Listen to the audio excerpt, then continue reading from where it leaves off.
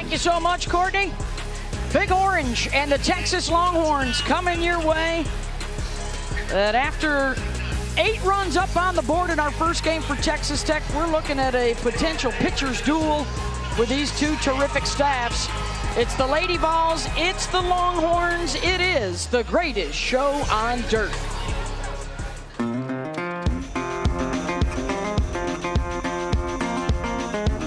I'm a kid in the classroom sitting on her hands. There's drive, and then there's overdrive. An underdog is still a freaking dog. A Fromm postseason masterpiece. But I can't sit still. Pickens loves the pressure. Let's go! When all that matters is moving and a dream moves you the most, you keep going forward and further, forever.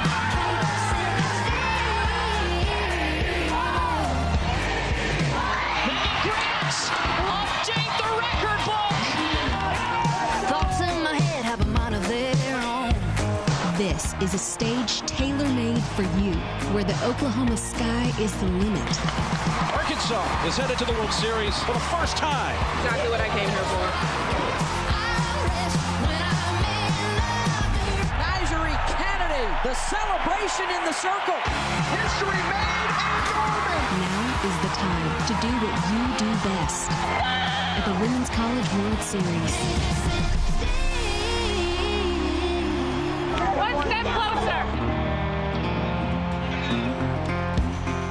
Welcome back to the 2026 NCAA Softball World Series, presented by Capital One. Our opening day continues with our second showdown with Tennessee and Texas coming up. Nigerie Kennedy was all smiles for Texas Tech.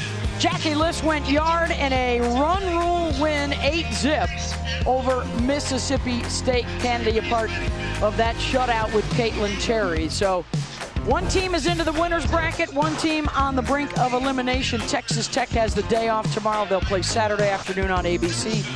Mississippi State will face the loser of this next game tomorrow night. It is win or head home.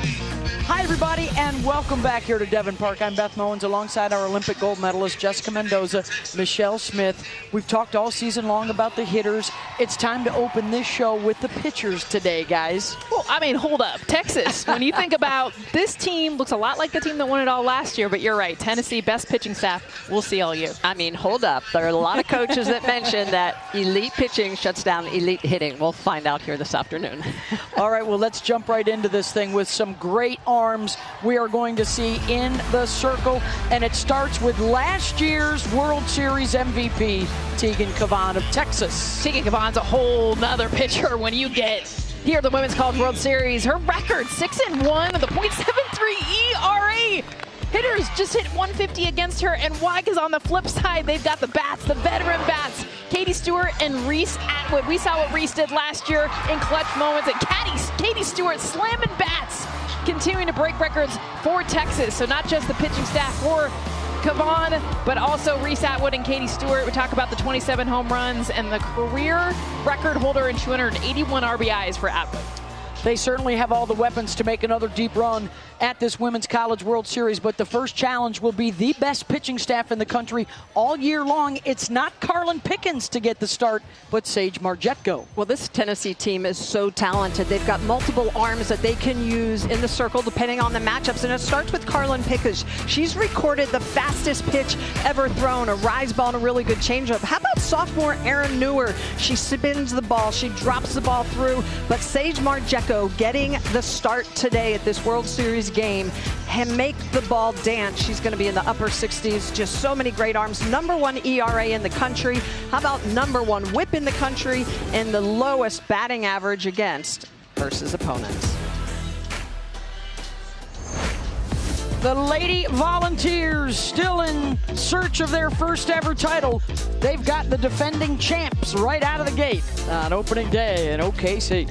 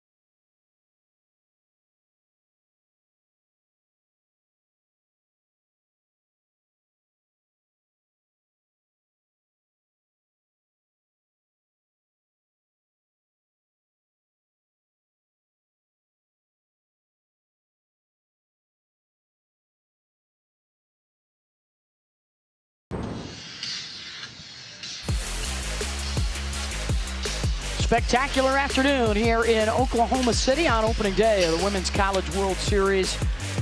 And our quadruple header rolls on with the starting lineups brought to you by Capital One for the Tennessee Lady Vols. They are the number 7 seed out of the SEC, led in this NCAA tournament by Emma Clark with 3 home runs and hitting .385. Really good pitching, really good defense. Can the bats get going against some of the best pitching in the country here?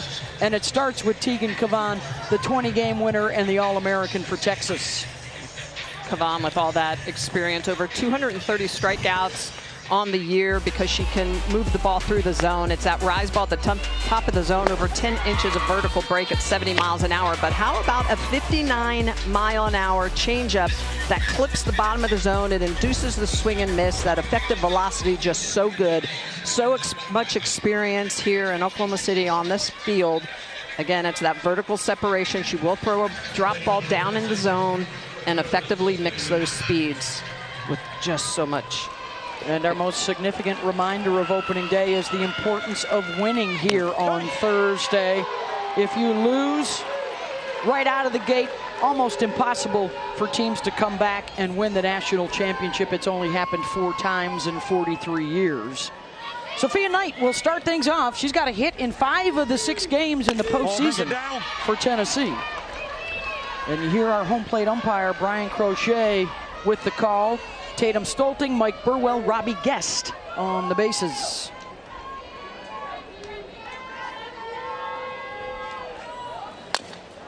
Off the end of the bat, right back to Tegan. 1 down.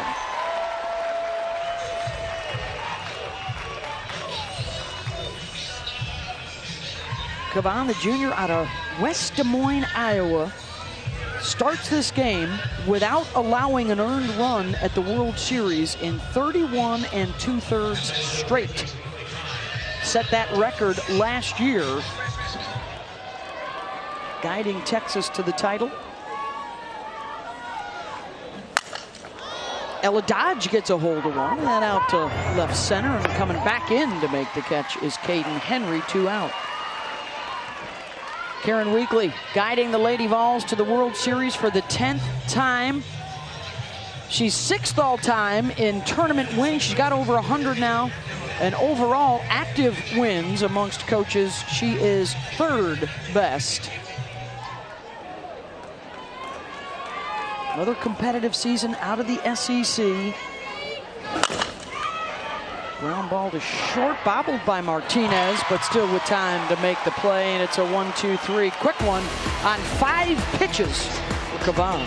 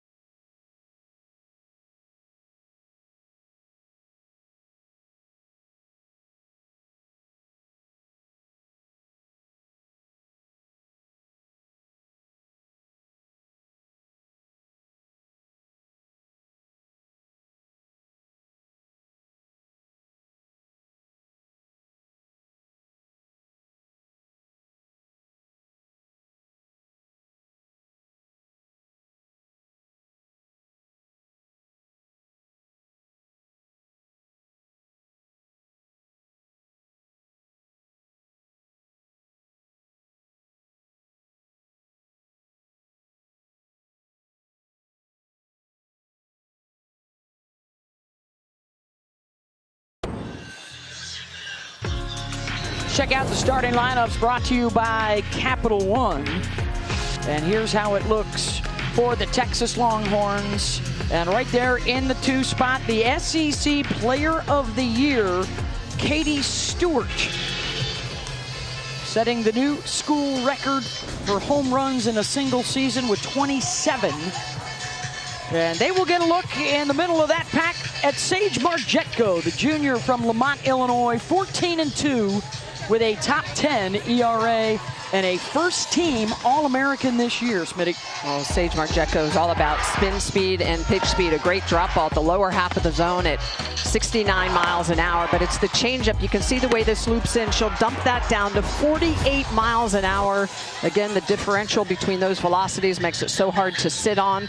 It's a really good drop ball, but she also has a spinny rise and curve that she'll use. Her curveball, one of the best spin rates in the entire country, to run that away from other right-handed batters into lefties. Karen Weekly told Holly Rowe pregame Sage has earned this opportunity, and they like how she starts a game and then Pickens comes on in relief. Carlin Pickens there, I guess you would consider the ace of the staff, certainly has been the last 4 years, and that right next to her is Aaron Newer. And Henry, hard hit, and right there is Emma Clark, one down. And here comes Katie Stewart, who has left a lot of voters with some explaining to do, because somehow for the first time in nearly 2 decades, the SEC Player of the Year did not get first-team honors after an extraordinary season in guiding Texas to an SEC tournament championship this year. Their first tournament title in a conference since 2005. It's insane you can hit 436 with 27 home runs and not be a first-team All-American. Baffling. Especially against the level of competition that she did. Strength of schedule, you look at it. They've had more games against top 25 RPI opponents than anybody this year. And we're not talking just home runs, folks. We are talking prodigious blasts that go a long, long way, Jess, out of that crouch stance for Mike White's Longhorns. Yeah, I love how low she gets in her legs. And this is something that she's done more this year, working with new hitting coach Aaron Earlywine. The biggest thing for her is she's wanted to get to the rise ball. If you look at just even her heat map year to year, she was a drop ball hitter. You always look at swing pass. So it's like, how do we adjust to the rise ball? So yeah, she's low in her legs, but watch her hands. High, look at that back elbow. Marjetko gets her to ground out, 2 down.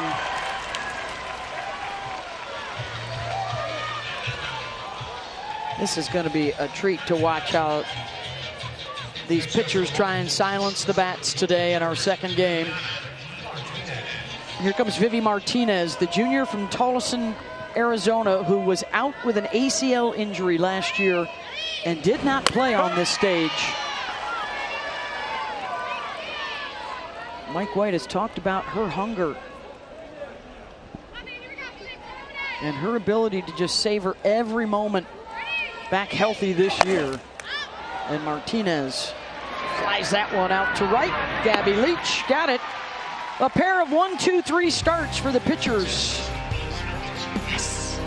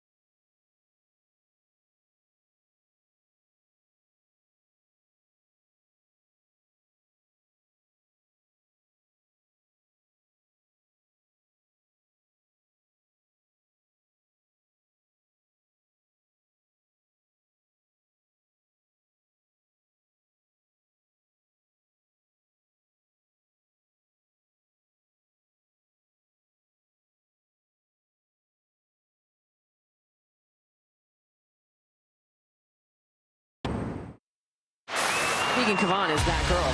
And nothing but bagels next to that ERA. Texas finally beating the Sooner.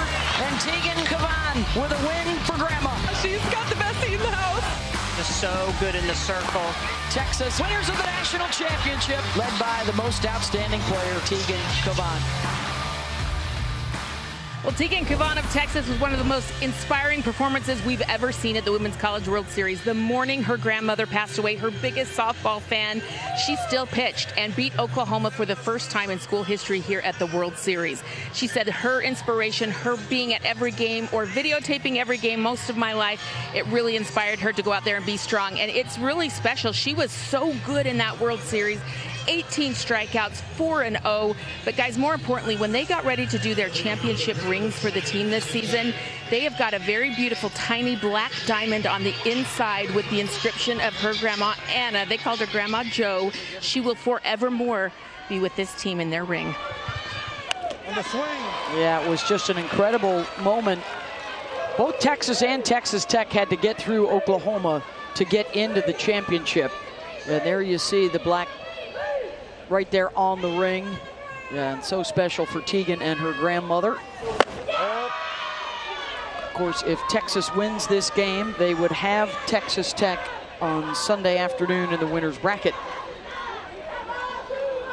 This is a rematch of last year's semifinal when Cavan got a save against Tennessee in a 2-0 shutout win.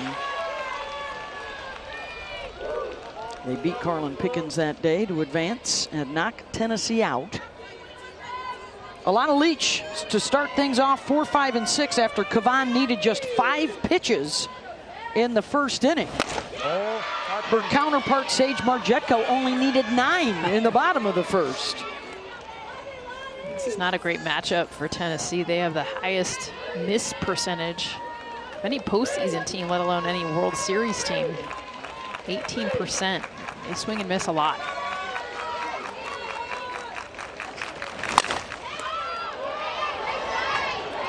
Fouls that one into the stairwell. Cavan already using her changeup a lot here in this game. And it's a little fast. It's been 61 up to 63 miles an hour. She typically will throw that in the high 50s. 58 to 60 is typically where we see it. So probably a little amped up, a little energy and adrenaline early in the game. 2-2. Hit her. And a base runner here for the Lady Vols.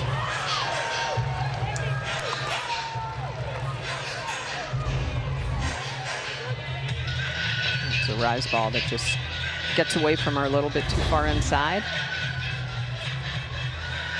Such a cool look, though. You saw Lana Leach's hips trigger to start to swing at it, and then was like, oh, hold up.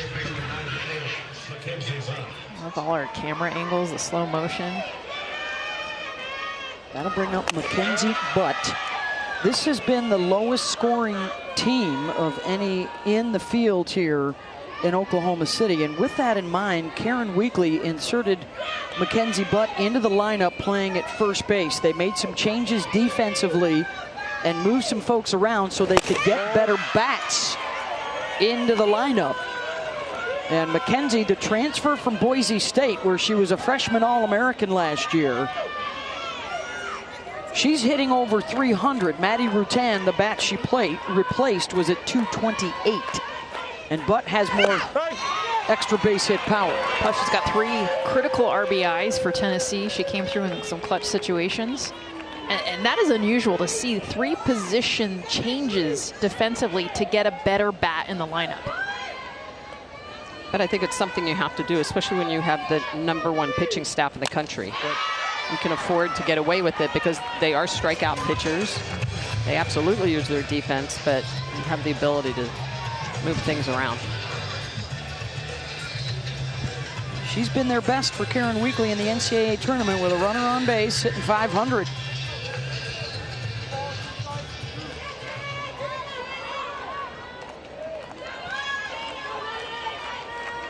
Two from Cavan.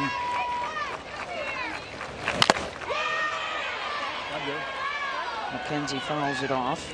Good job by Cavan to get back into this count. Started 2-0 against Butt. There's himself back with a couple of foul balls. This has been one of Karen Weekly's best coaching jobs. They only have 3 starters back from their World Series team last year. Brought in a few transfers, had other players step up from reserve roles into starting roles. And they are back here again with this elite pitching staff. And a full count on Mackenzie Butt. Object for these Tennessee hitters, talking to them, talking to Karen yesterday, win the belt. So try to be able to look for whether it's the rise ball down in the zone, facing anyone that's throwing the ball down, trying to get it up, but that belt. And take everything that's not there. Free passes to start out this second inning. Atypical Tegan Cavan pitching right there, especially to lead off an inning with consecutive free passes.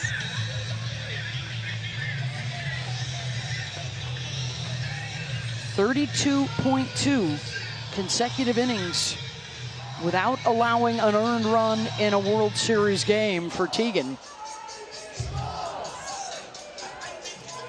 And after cruising through the first inning, a little different story here in the second. And here comes Elsa Morrison, the freshman righty from Knoxville, high school player of the year in Tennessee.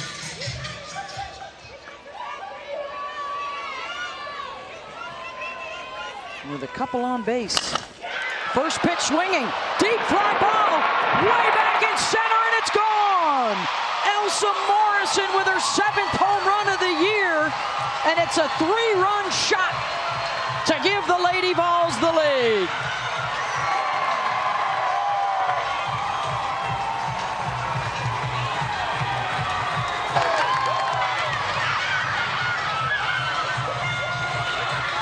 What a blast for the rookie Knoxville native at 247 feet. You want to win the belt, Elsa Morrison. I mean, could you get more belt? Literally, right at the belt, gets that cookie zone to crush this one out. And this is getting towards the bottom of the order where they do not have as much power, but Elsa Morrison finding that belt shot against Cavan. 3 for the Vols. That ends the scoreless streak for Cavan. And for a Tennessee team that was batting just over 200 with runners in scoring position in the postseason, strikes first and strikes big. Well, and that's big for the freshman to come up, hit batter, Mackenzie Butt walks. You know a pitcher is going to be trying to get ahead, and she just connects with the rise ball at the top of the zone and sends it out. That's when you have to be aggressive. That is really good strategy for the freshman coming in. So the 2 free passes hurt. They were aboard for the home run, and Cavan comes right back with a strikeout, 1 down, and now she has tied her career high for strikeouts in a season with 231.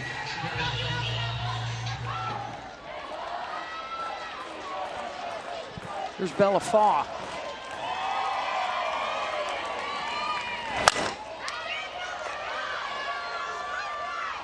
And Tennessee's being aggressive early on pitches in the zone. And they're the type of pitcher that Cavan can be, and part of the game plan to get on good pitches and get on plane early. Oh, bring it in. Just missed away. Faw out of Sugar Hill, Georgia. 2 years as a reserve and moving, one of those players that moved into the starting role this year.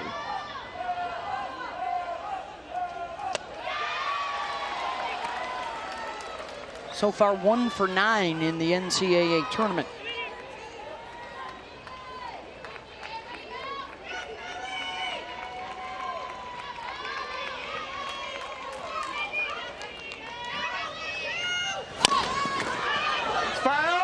Tried to drop down the bunt.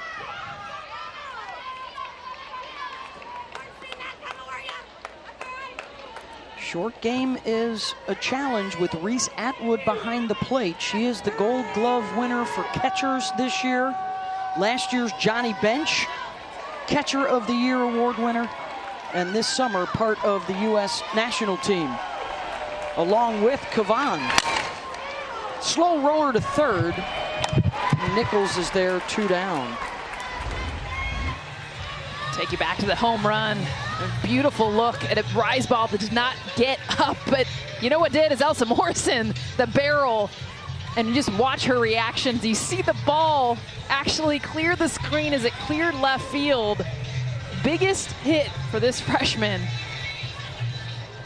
Only her 7th home run of the season. Yeah, and you can't say enough, she's been so good behind the dish as a freshman. You can imagine handling the #1 pitching staff in the country. She came out with a bang offensively. She was a hot hitter early on. So you see the ball going to the Morrison family. It's awesome. A tradition here at the World Series.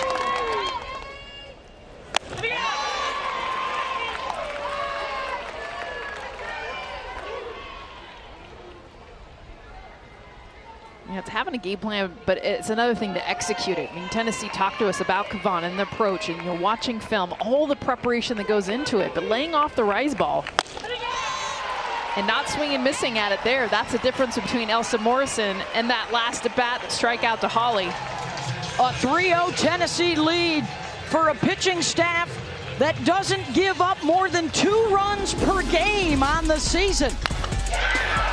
And it's a 3-run shot for the rookie in her first World Series AB. Get out of here.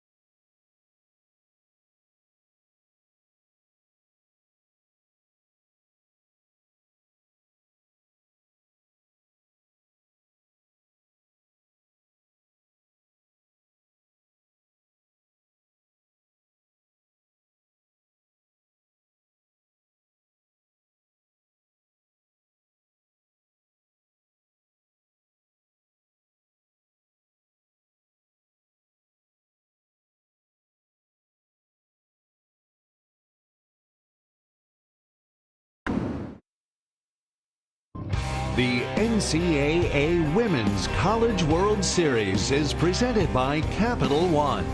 What's in your wallet? Early celebration for Tennessee with the 3-run home run to grab the lead. Their championship chase after that elusive World Series title, now in their 10th trip. They've been the runner-up twice with the Renfro sisters and Monica Abbott in the circle.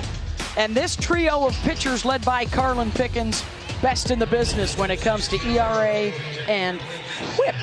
And now, a real confident bunch out in the circle has a 3-0 lead over Texas as Sage Margetko steps back in the circle and Reese Atwood steps into the batter's box, the best slugger in Texas school history.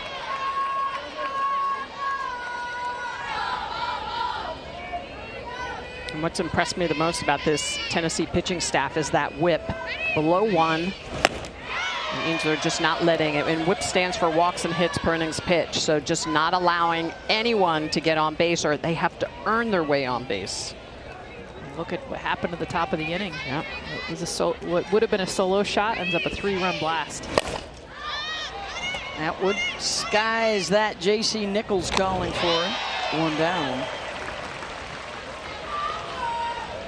or excuse me, Dodge with the catch.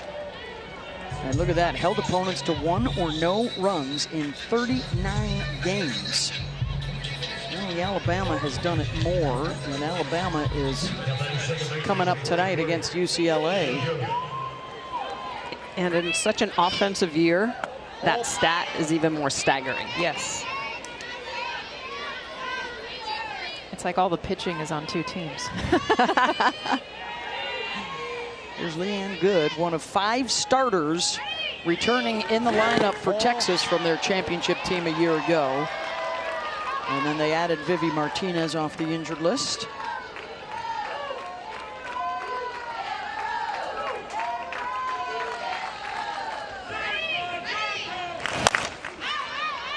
Let's go down to Holly Rowe. Well, you talked about the defensive changes that Karen Weekly made, but one of the things that's been an added benefit is look at Ella Dodge and Emma Clark. Every time in between pitches, they walk into the pitcher's circle. They're yelling, they're cheering. They are the energy givers on this team. Ball, bring it in.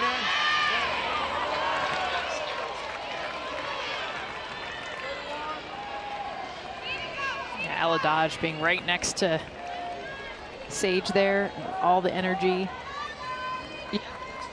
Moving from second base over to third. So there's a walk. So let's, Smitty's got the telestrator down there. Show us the changes, Schmidt.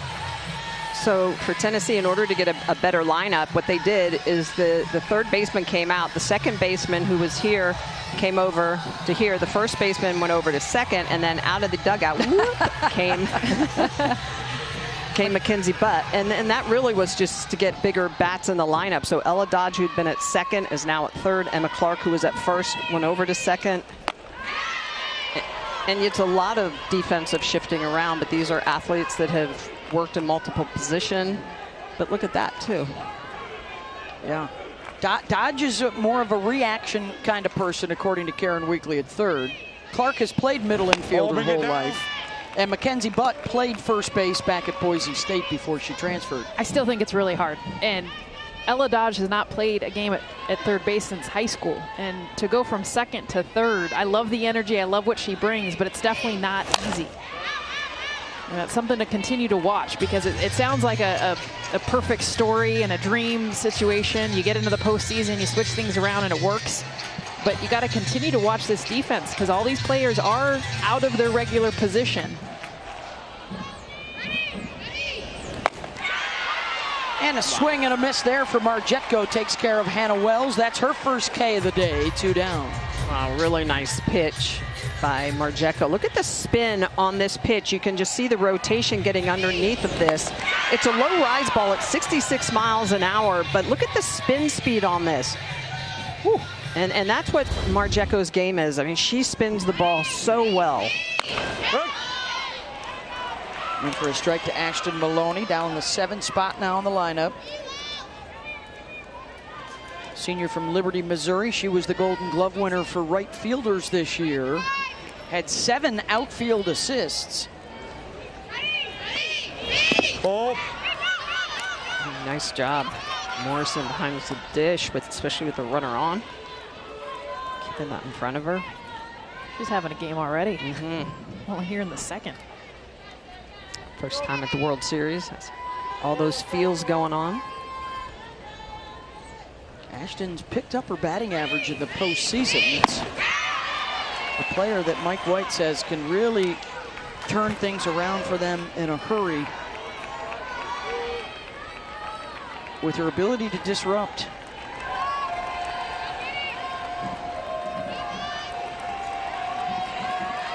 One-two pitch from Marjetko. Ball. The throw down to first and diving back in is good.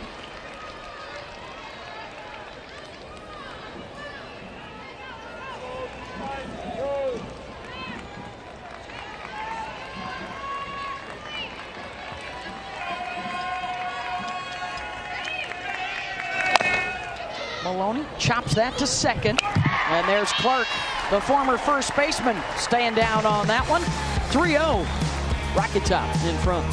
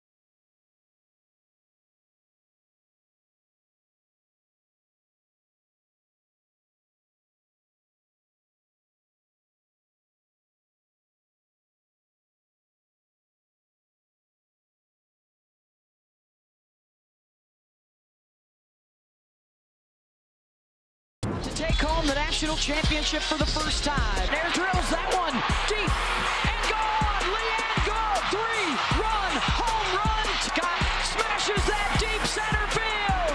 Mia Scott, grand slam. Texas is finally bringing the championship home to Austin. That was the scene a year ago with Texas beating Texas Tech in the finals.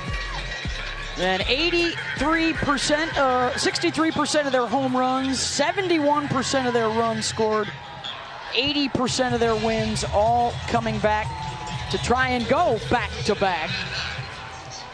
Winner of this one will get Texas Tech on Saturday afternoon. The loser comes back to play tomorrow night to avoid 2 and Q. And on the run, the catch is made by Kaya Altmaier, 1 down to retire Sophia Knight as the top of the order comes back around for Tennessee with a 3-0 lead.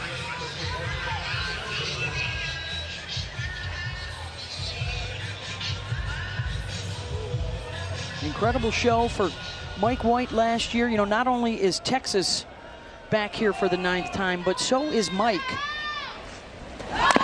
Now in his 8th season here. They've played in the finals 3 of the last 4 seasons, and of course, prior to arriving on the 40 acres, he had been to the World Series 5 times with the Oregon Ducks. So he'd been knocking on the door for a while, finally busted it down last year and handed the mantle off to Karen Weekly of Tennessee, the coach who's been here the most without grabbing the brass ring. What was interesting was when he was at Oregon, he came here with great pitching staffs, good defense, but they didn't put runs up on the board, and that's one of the things he said he learned. He needs to make sure that he has an offense that can score runs, and has worked on doing that, having a more prolific offense.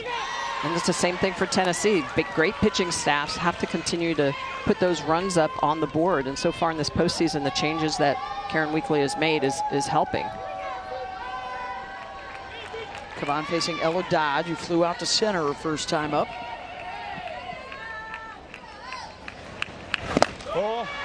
Ella Dodge, the highest chase on the team, but I just love watching her in the batter's box. You'll see all the movement. You'll see just her eyes get big. She wants to hit everything. And you need some of those in the lineup, just kind of aggressive, put a team on their heels. But for Kavan right now with 2 strikes, expand the zone. Try to get her to chase. She's one of the best hitters in this lineup. Coach Weekly calls her a baller, and she wants the bat in the big moments. And that's a fair ball inside the bag at third, and it'll roll all the way out to left, and the good throw in. And sliding in safe is Dodge. It looked like Good had possession for the swipe tag. Did Dodge elude it? How about Ella Dodge? 2 strikes. This is a perfect swing on a pitch going away from you and just pokes it down the line. But how about the dive? She was hung out to dry there at second base, but watch the swim move with the left arm to avoid the tag and get into second base. She was out. This made her safe. Nope. Wow. Terrific slide by Dodge. Holding it in. So an opportunity for Emma Clark, who grounded out to short. 3 of her last 4 hits have been home runs. Hitting .385 in the postseason.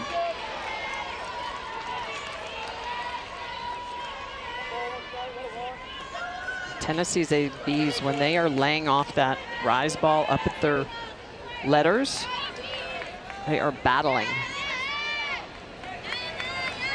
Another one of the Lady Vols who upped her game in the offseason. A reserve moving into the starting lineup. And she wants a word with Karen Weekly.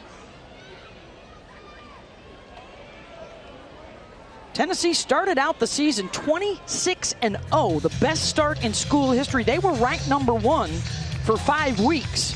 Both these teams have stood atop the polls. In fact, Texas, the preseason #1, along with Texas Tech. Well, and Beth, you remember when Tennessee was #1, their offense was outstanding in the months of February and March, and then took a dip down throughout the year, trying to get back to those numbers and that offensive level.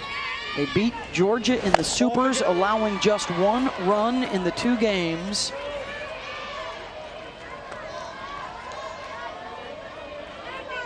Well, basically, they hit the SEC conference. I mean, you look at those numbers in February and March, and it's a clear line when they got into conference play.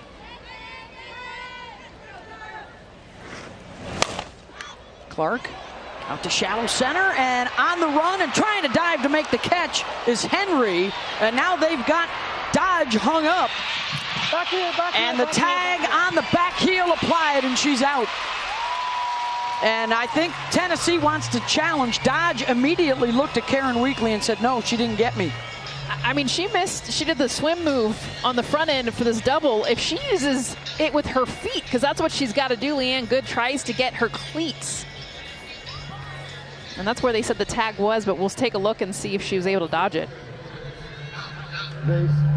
Tennessee will challenge that ruling. That play will be under review. All right, so each team with a couple of challenges. Does she get another dodge? It looks like it, yes. Yeah. It does look like it. Well, tag is on the knee. Where is the hand when the tag hits the knee? Oh, no, it looks like it might be on.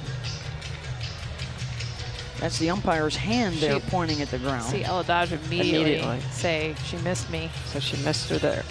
She got her there, but her arm already on the bag. This is the best look. You see the miss. Oh, that's the miss right there. That would have gotten her out. She's safe.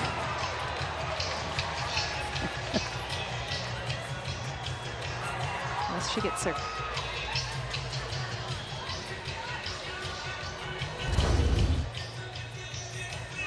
Ella looks like she's living up to her surname. Well, and I think, I think Lee.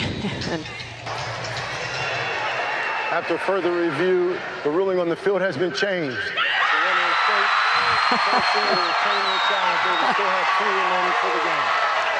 Formerly known as Tennessee, now called the Rocky Top Dodgers.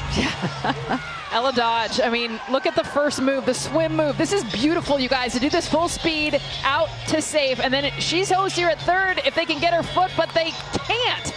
Dodges that one as well, back to back. Should have been out. Her coach, Karen Weekly. Safe. What you got for us, Holly? Well, that is a really good indication of Karen Weekly absolutely trusting her player right there. As soon as she popped up on the bag, I'm sitting right by where they are. And Ella Dodge is like, trust me, coach, I didn't get tagged. And, you know, these reviews are precious in a game of this magnitude, but Karen Weekly didn't even hesitate. You see her trying to convince her coach, and she was right. When they announced it in the stadium right here, she took off her helmet and did the shrug move to the crowd. I told you so. But that is great coaching from Karen Weekly, absolutely trusting her player of what she felt on the tag or lack thereof. And how about the body awareness by Ella Dodge to be able to avoid the tags, understand the situation she's in, and be able to react? It's incredible. High softball IQ. Yep. Full speed, these moments, your adrenaline's pumping. She got herself safe twice.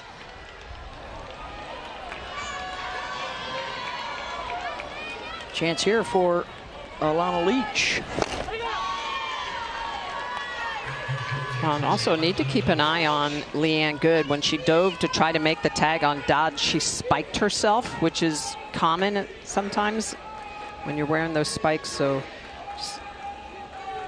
also, Clark was able to move over to second base during that rundown. And so two in scoring position here. In all of this is a big mistake for Texas. I mean, it's a miss hit. I get it. Vivi Martinez, great effort, but they needed to get Ella Dodge out. 100%. She was hosed. Well, they needed to run her back to second, and that's the problem. You never want to run them to the forward base.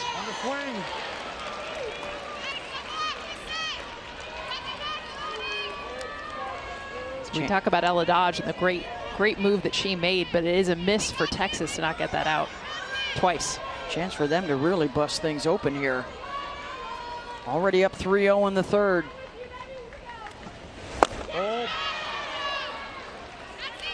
Alana Leach is having the best season of her career. And the ability to play with her sister Gabby. Their other sister Aubrey is part of the coaching staff at Tennessee. Whole family of volunteers.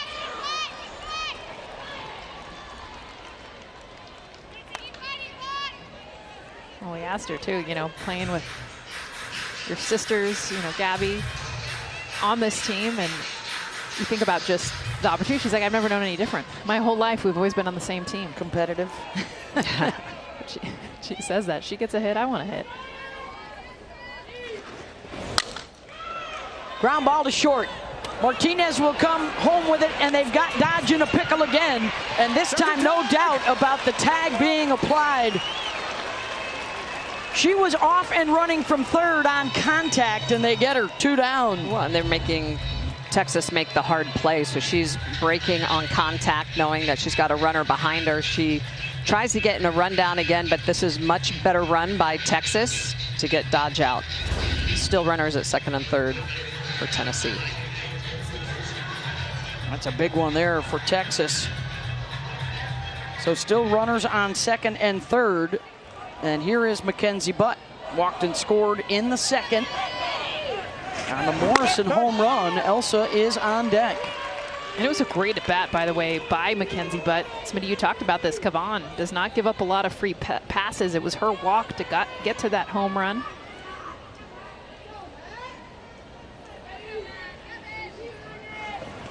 Oh, pick it up.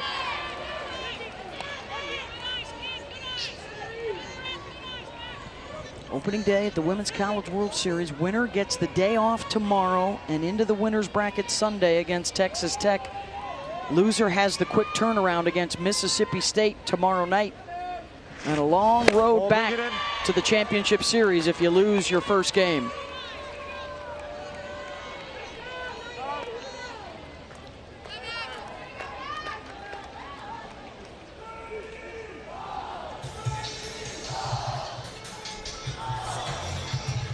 Atwood going out and talking to Kavan, trying to get her to stay in this count at 2-1. Kavan has not been as sharp as we've normally seen, just 2 strikeouts on the afternoon. And part of that because Tennessee has just been very disciplined at that rise in the top of the zone.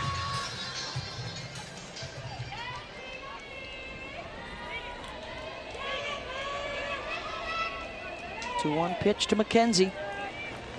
Ball, pick it up. 3-1.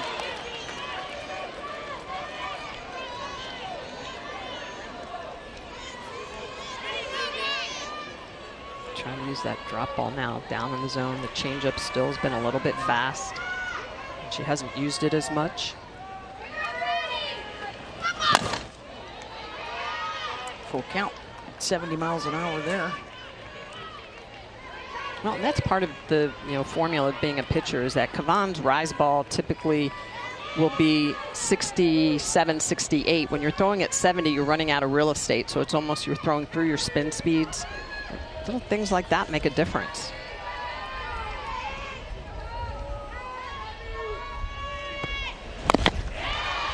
And even that's her changeup, but it's at 61 miles an hour. I mean, she cruised through that first inning, and Tennessee has roughed her up since. Still got 2 aboard with Clark and Leach.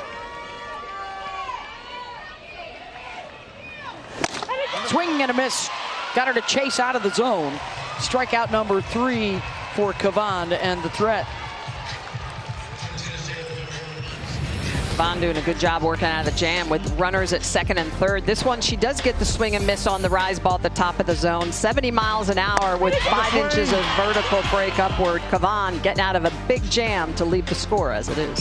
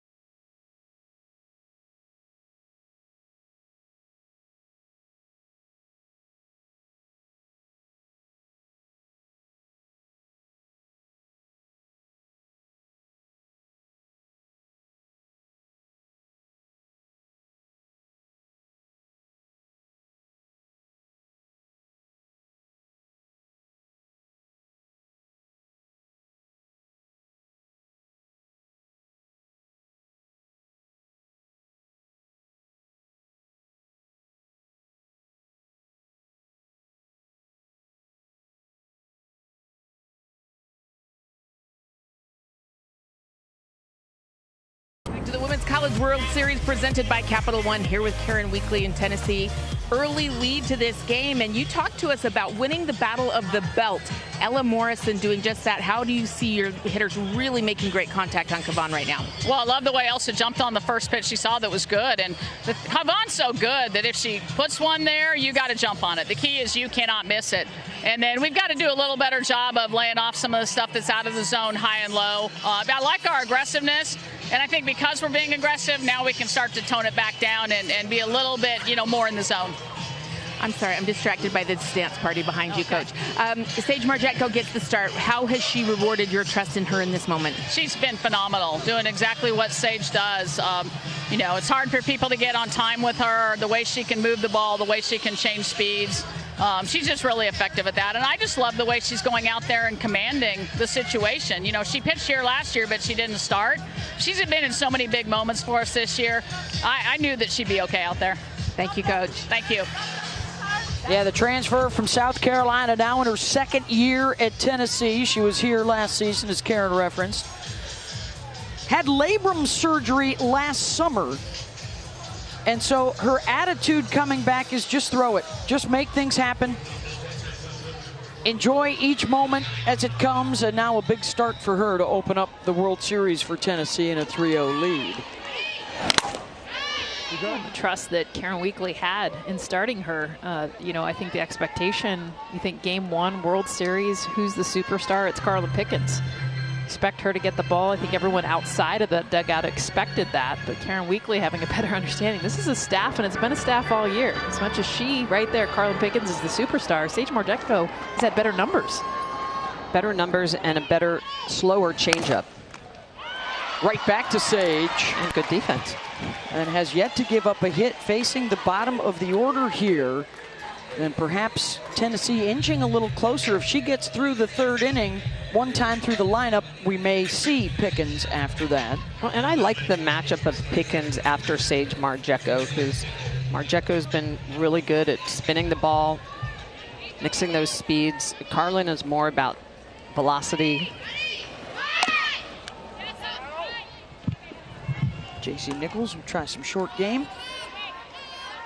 When talking to so many pitchers yesterday at the World Series, spin was kind of the name of the game. We've talked a lot about off-speed 2 changeups, but Sage Margetko had to learn to trust that spin through the zone. She tried to nibble, had a lot of walks. Remember, that was something that she struggled with early. Really fixed that. Nichols to second, and she will leg it out. And it is a base runner for Texas for just the second time. We can see Emma Clark is more toward first base, has to go back up the middle, a ball that sneaks through. It's a slow developing play. I don't think Clark would have had the opportunity to make this anyway with JC Nichols, the lefty with some speed getting down the line. And I think continuing to track. These are all players out of position, and then this has been the last week.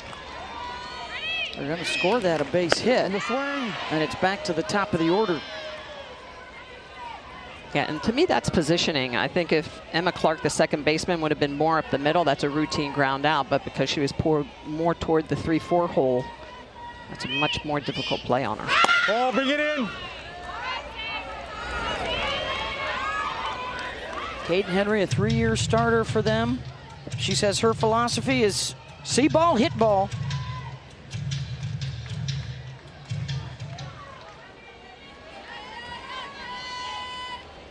She has that slower heartbeat. Hey.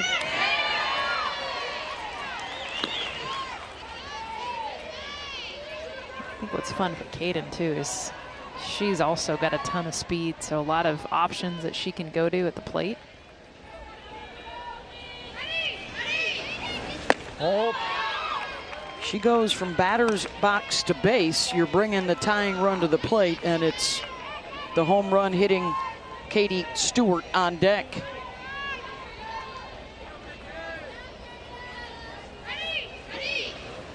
Dad.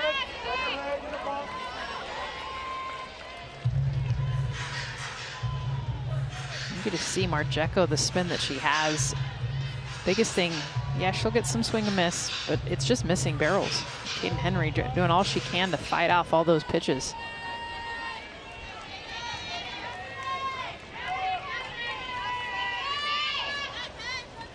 Two on the way. Henry waits on it, and it's snagged by Mackenzie Butt, and it's a double play. The web gem for the new first baseman. And this is all about positioning, where Mackenzie Butt is set up for this pitch that just gets tattooed at her. This is a 48-mile-an-hour changeup. She's back behind the bag, gets the line drive to double it up. How about the 17th double play of the year for Tennessee? Picking up the bats.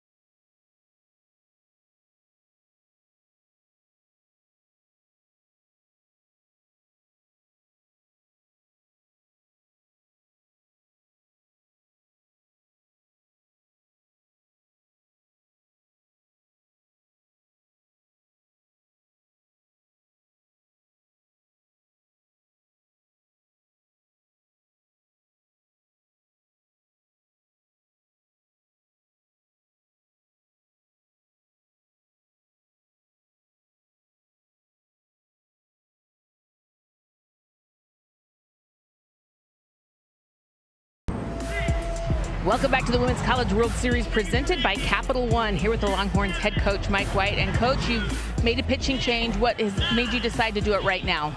Just to change the momentum. They've seen her pretty well, and not there's a lot of runs in the game, but hopefully we can go back into this game right now. Your batters have confidence and they can come back from a score like this easily, but how do they get happening? Marchetko's pitching very well. Yeah, a little more luck, like line drive at the first baseman last inning. I kind of killed a pretty good rally with Stewart coming up. So just continue to keep doing that and see if we can change the momentum. Thank you, coach. Thank you. Hook 'em. All right, Mike White indeed making the pitching change here. Kavan out and Citlali Gutierrez comes on. 23rd appearance.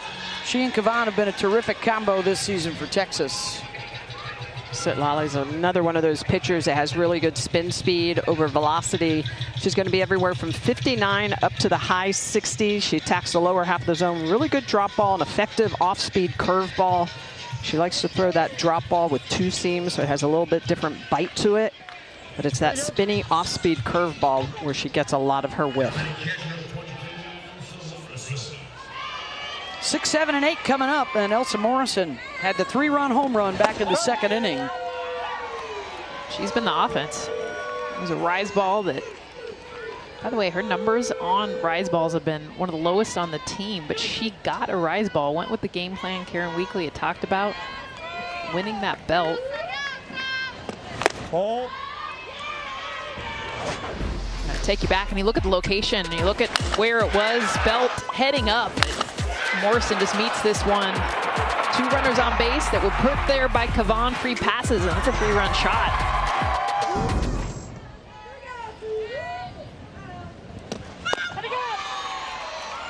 Out in front of that one, 1 and 2.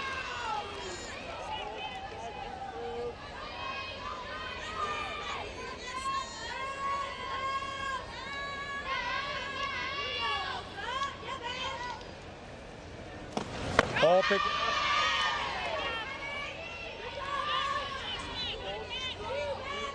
Earlier today, Texas Tech a winner over Mississippi State, 8-0 then. Run ruled them in 5. Jackie Liss a 2-run home run. Kennedy and Terry combined for a 2-hit shutout. Ball, bring it in. And still to come later tonight, 7 Eastern on ESPN, Alabama, UCLA, followed by Nebraska and Arkansas. If you haven't seen the Bruin Bombers yet, you'll want to stick around for Megan Grant and Jordan Woolery. Did she do it again? Nope. Not enough. Got to fly out to center, 1 down. Still an impressive swing. I mean, she launched that a little bit higher, but she barreled that up. And a great job, both her at-bats. Well, that's a 61-mile-an-hour pitch instead of a 71-mile-an-hour pitch out of the hand of Kavan. And you're still hitting the ball 70 miles an hour, but it's the pitch speed that also adds that element of how hard the ball comes off the bat. I love the physics of all that. But that's how you get the pop-up versus giving up the home run. Yeah, I would choose velocity over spin every day. I think even having Sitlali coming in after Kavan, it's a hard adjustment for these hitters. 0-1 pitch coming. Foul territory on the run. And up into the wall to hang on is Altmaier. 2 down. Hey, the Women's College World Series rolls on. This is opening day. We're building towards the championship series next Wednesday at 8 Eastern for Game 1. Game 2 would be Thursday if necessary. Game 3 would be Friday. Great catch by Kaya Altmaier. She's at 2 now. And that last one ran into the wall. Congratulations, by the way, everyone watching at home. We just picked up a physics degree. Summer school with Professor Smitty. I feel a lot smarter than I did just a moment ago. I like those little elements, right? The physics of baseball, the physics of softball, why a pitch moves. We're just getting started. Oh, yeah. Breaking it down. Just intro to physics today. Wait till we get to the finals. Wow. Advanced physics. I prefer the classes with the 101 next to the name. Infield pop-up, shielding the sun is good, and she's got it. A 1, 2, 3 inning. No algebra necessary.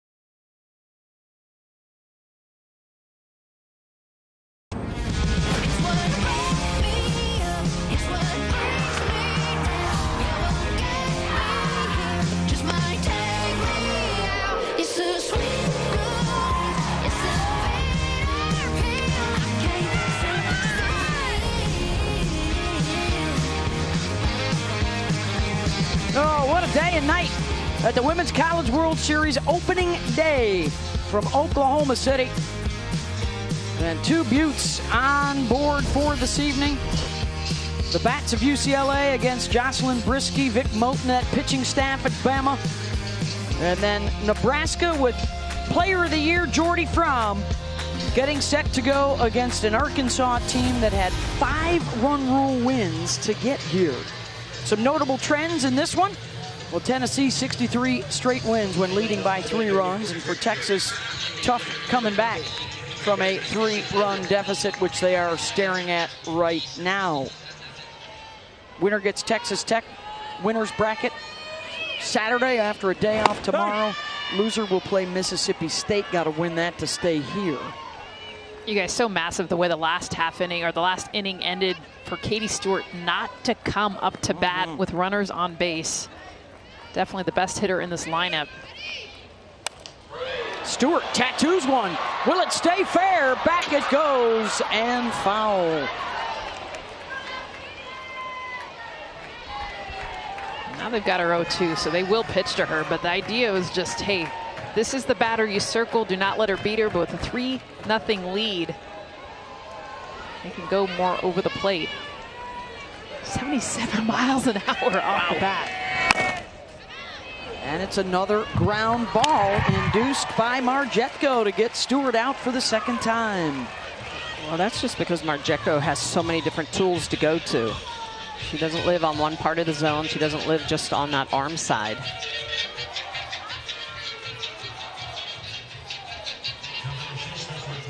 Just the one hit allowed so far, and that could have easily been ruled an error. That is all Tennessee has been able to muster. Yeah, and the one free pass. They had the double play, so she's 1 over the minimum into the 4th. That's pretty impressive. And you know, we talked about that whip, how good it is for this Tennessee team. Batting average against, it's lowest in the country.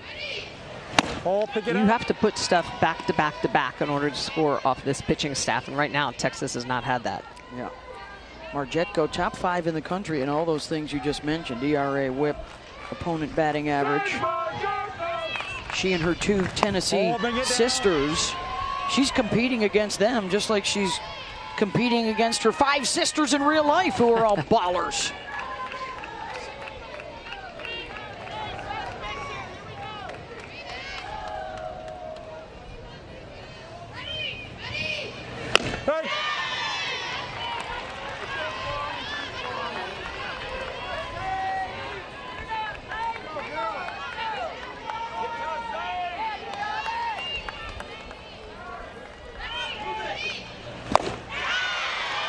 From 3-0 to 3-2. And that's a drop ball, really right down the chute.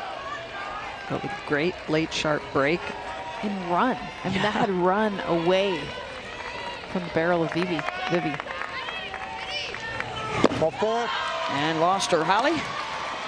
Well, guys, Sage Marjetko, as you mentioned, one of 6 girls in the family. She said she learned how to play softball because she would tag along to her older sister's practices and pitching lessons. She said, I was 10 years old, and I would ask the coach, well, teach me this too. I want to learn it too.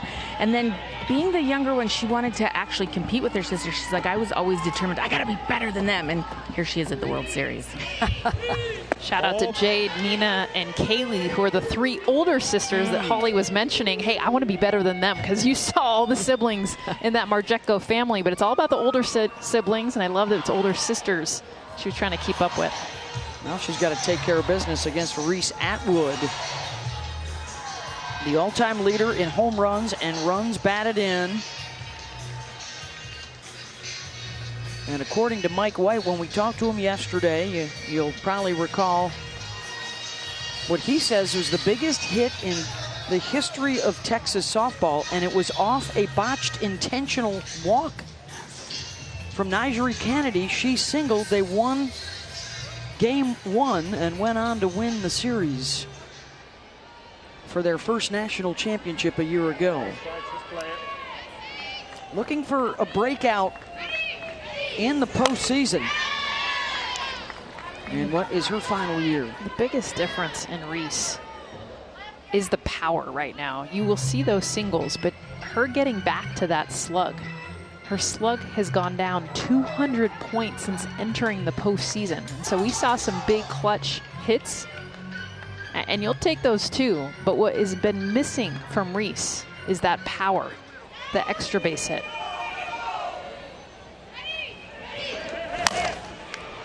And she pops it up to second. 2 down. Marjetko takes care of both Atwood and Stewart this inning. and has the 2 big hitters 0 for 4 today.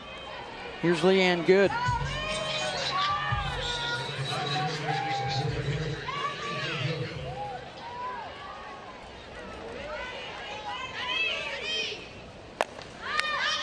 Good first pitch swinging out of play. Leanne was terrific for them in the postseason last year, a 400 hitter with 4 home runs, but it's been a much different story this year. Just 1 for 17 so far in the NCAA tournament.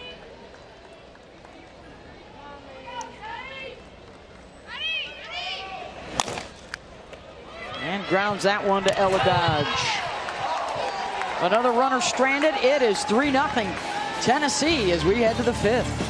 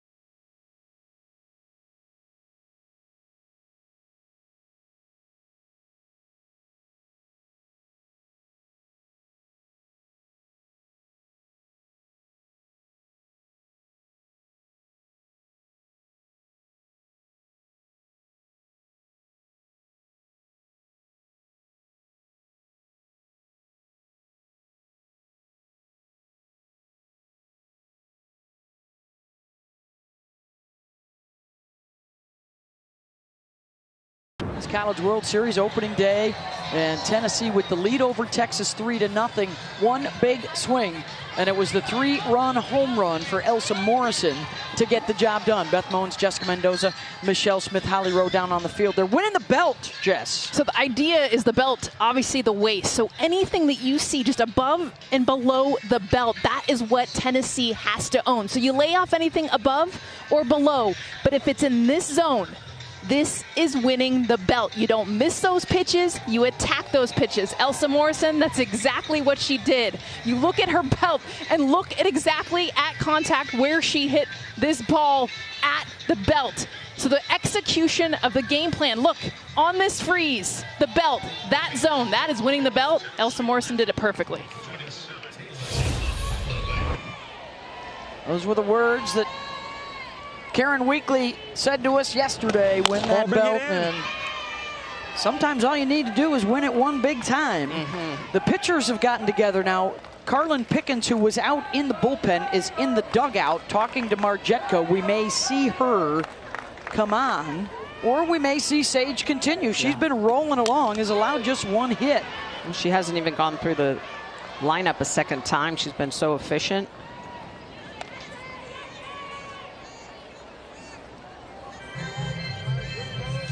Karen Weekly talked about using her pitching staff, possibly all 3 of them. They don't want. She doesn't want to give too many looks to certain batters in the lineup. She uses the word overexposed, and I thought that's interesting. The way she views it is that it's too many looks. It's seeing too many pitches.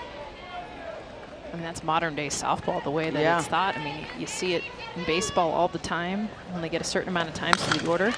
Oh, through the wickets and right back up the middle as she nutmegs Gutierrez.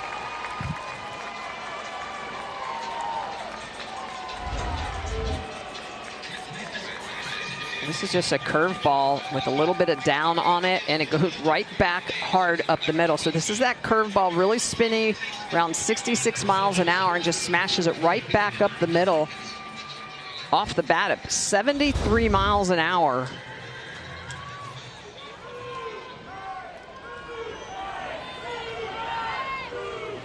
So the 9-hitter aboard, and it's back to the top of the lineup. That squirts away from Atwood, and so Holly on the wild pitch takes second.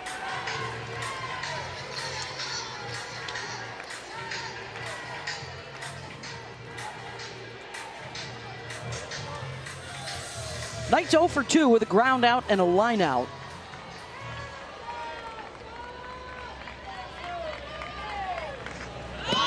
Oh. Usually a short gamer, she stunned Rocky Top with 2 home runs in the NCAA tournament. She said, I didn't know how to slow down and run the bases. I'm always running around fast. I had to learn a home run trot. Foul ball. Thinking about the bunt here instead. She started out at Boise State with Mackenzie Butt, played there a couple of years. She led the NCAA in hits last season out of Huntington Beach, California.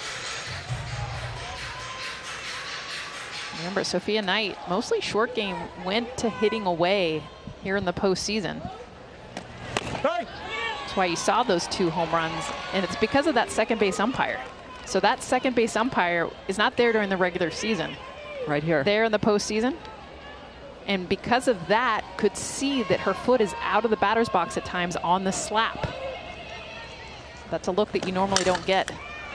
Pulls that to first. Stewart will touch the base, and that is good enough to move Holly over to third with 1 down. Well, we've got the WWE Clash in Italy coming your way Sunday afternoon, 2 Eastern, live from Turin, Italy. Catch the first hour on ESPN and stream the entire event on the ESPN app with an ESPN Unlimited plan.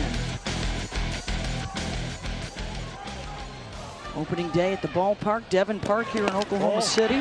And another wild pitch, and a run will score. Uncharacteristic. Reese Atwood, you mentioned it earlier, Beth, the Johnny Bench Award winner for the best catcher in the country, a Golden Glover. This ball just getting away from her. Runner on third base, couple of wild pitches in this inning, and is attributed to Tennessee being able to put another run up on the board. And World Series, to your point, I mean, you're doing everything to knock that thing down. It's a wild pitch, but I'm surprised it gets by Reese Atwood. Another one. Wow.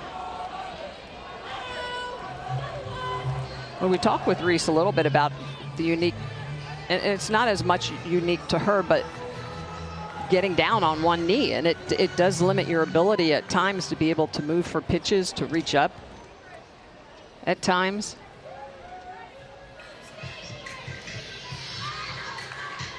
Yeah, she's talked about it being a strength in one area. It helps you frame. It helps you on a pitcher like Sitlali, going down to that one knee is going to allow you to get underneath, be able to present those pitches better, but then you give up the ability to be able to block and move behind the plate. Absolutely, and if you're crossed up, which a couple of times even with Kavan, we saw rise balls go off of her glove earlier in the year. Well, and you don't expect it from Sitlali, who's only had 5 wild pitches all season.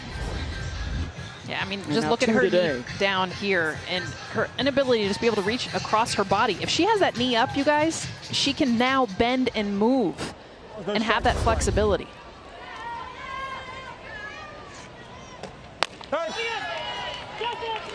And for a strike, 2-1 to Dodge. Flew out in the first, doubled in the third, and got caught in a rundown.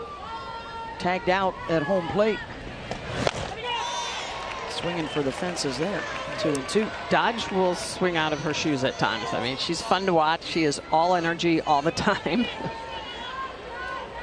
I mean, she already gets the award for the swim move, cleat move. Yeah. Dodged 2 tags. Well, and they're showing us what a good eye means. Putting pressure on the defense means. They should only be winning this game 1-0. Because 2 runs scored on a hit batter and a walk, and now that last run coming in after a pair of wild pitches. But Tennessee prefers this math, 4-0.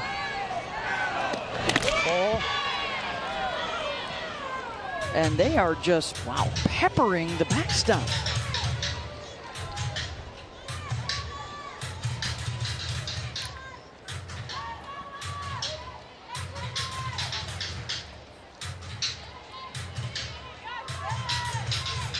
They need to put the no pepper sign back there like they used to have in the ballparks.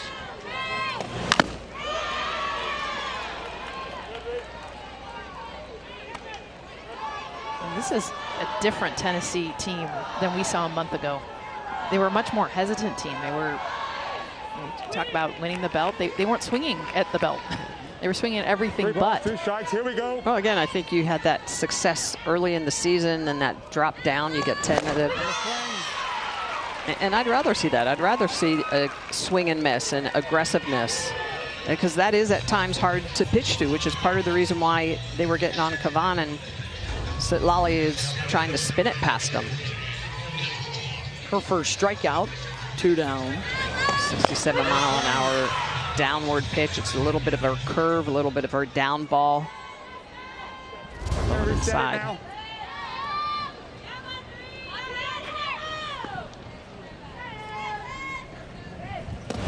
Oh, bring it back in.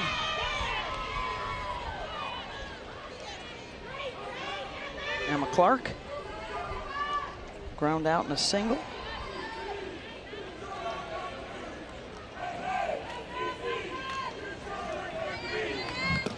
Oh, pick it up.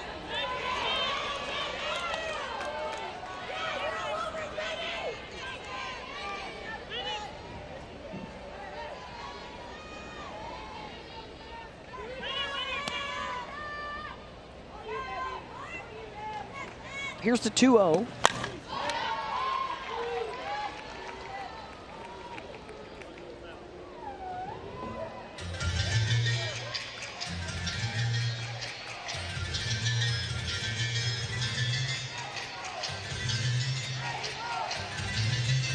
Just a gorgeous day. I know a lot of softball fans were curious what the crowds would be like without Oklahoma or Oklahoma State here. And the softball community has turned out. This is middle of the day on a Thursday. Yeah. Impressive. Call in sick, get a doctor's note, come on over. I'll sign it. Well, it's great the number of people you hear reaching out saying, hey, it's a bucket list. It's my first time. I can't wait. Of course, got the NBA, Oklahoma City. That's right. A lot of Thunder. A lot of good stuff going on. Down the street. This is where everyone's at. Oh. Still got 2 more games to go tonight, starting at 7 o'clock Eastern. Alabama, UCLA, followed by Arkansas and Nebraska. First game, you got a couple of former national champs. Second game, teams looking for their first. There's a ground ball to third, side retired. It's been all Tennessee so far in this one. And Taylon Hawley, how about your 9-hole? Hit it right between the wickets. Another hit for Tennessee and another run as we head to the bottom of the 5th.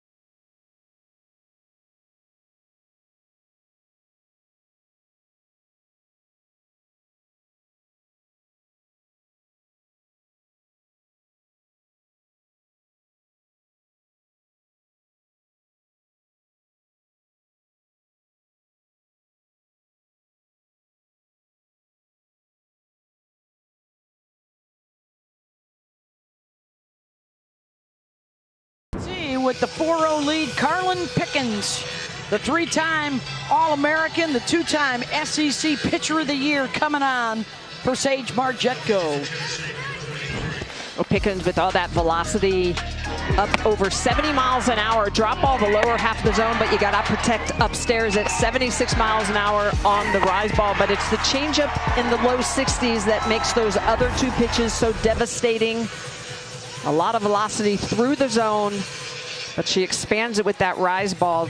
Texas is going to need to try to lay off that rise ball at the top of the zone and not chase that drop into the lower half of the zone in dirt.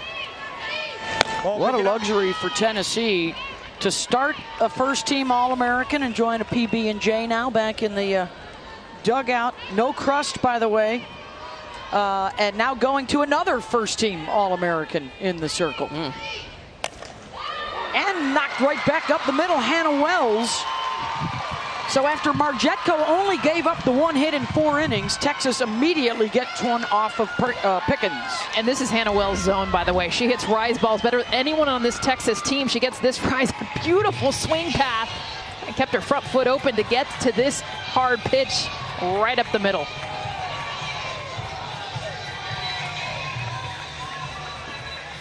And she's trying to pick up her teammates. Texas has been looking a little flat offensively. Credit Tennessee a great deal for that. But now a base runner here in the bottom of the 5th. Taylor Anderson is your pinch runner. Wells can re-enter. And that'll bring up Ashton Maloney. Looking for a spark.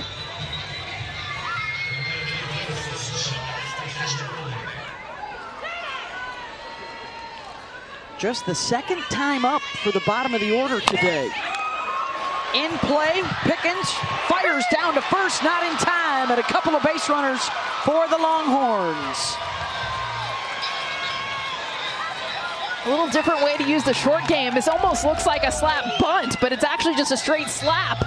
She deadens it, though, and getting this in perfect location. Nothing Pickens can do. Maloney just gets down the line. That extra start because she's moving through the box. And that smile from Maloney. Hasn't seen first base in a bit. So the Longhorns have a runner in scoring position for the first time today. With Kaya Altmaier, the number 8 hitter, coming up.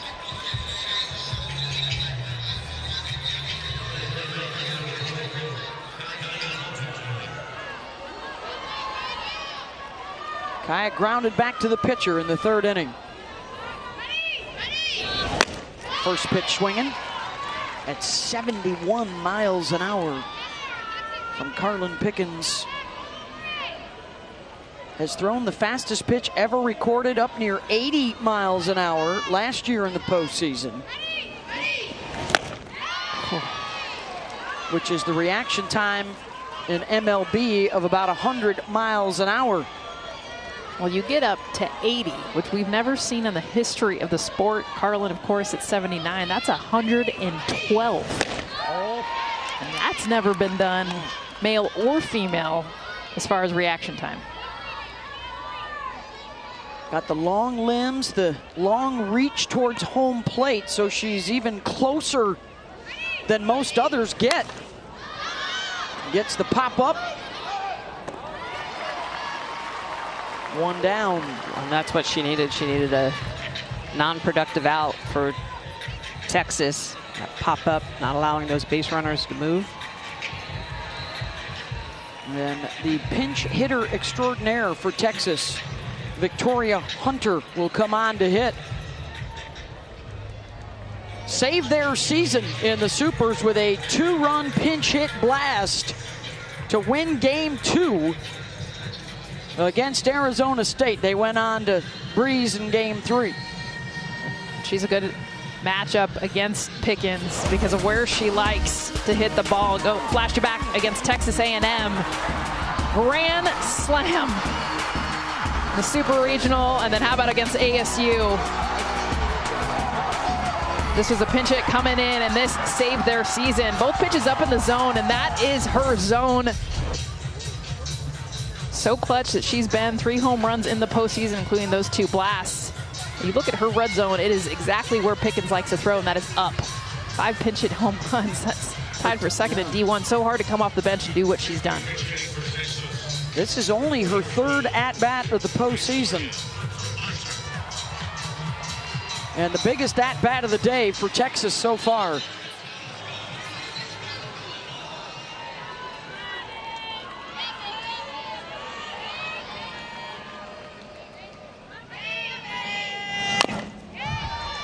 Fouls off the first offering at 77 miles an hour. And she went to the drop. That's her fastest pitch. Talked about up. Up is where you have to be careful. If you're going to go up there, it's got to be over her head.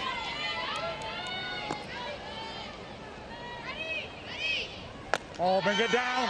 Well, that's the changeup at 66 miles an hour. But that's it's everybody elevated. else's fastball. Exactly.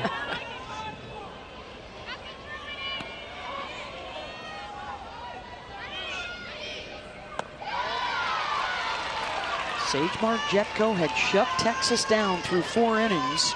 Karen Weekly decides to take her out and go to Pickens. It's not been unusual for them this year. Is it the right move today? Oh, bring it in.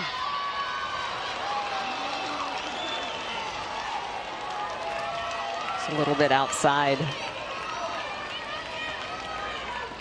Top of the orders on deck. And a really good hitters count at 3-1 for Hunter.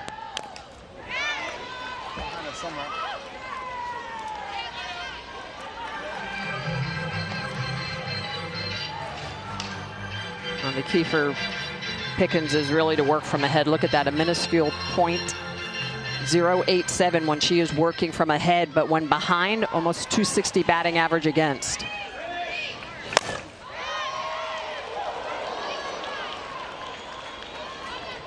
Fouls off the change. Wait.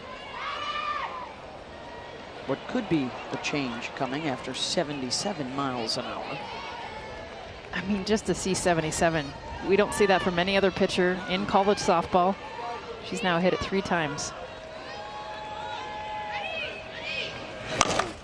Hunter back up the middle, and there's Faw to step on second. The throw over to first gets away, and a run will score for Texas. With Hunter safe at first, Anderson comes in to score, and it's 4-1. This is a well-struck ball by Hunter going right back up the middle. She works the count to full, gets something decent to slam back up the middle. Bella Fall is going to get this. She just has to run a long way and then get over top of Maloney sliding in to second base. Potential double play here, but slightly elevated, and Mackenzie Butt can't reel that in.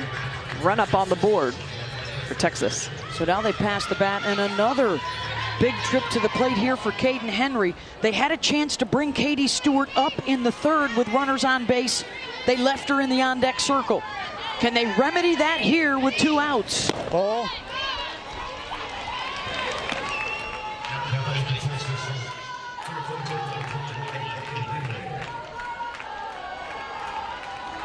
Back in that 3rd inning, Henry lined into a double play. Fouls that one away. And she just needs to get on base anyway. Doesn't need to get a run in. She needs to get Katie Stewart up to the plate with runners on base.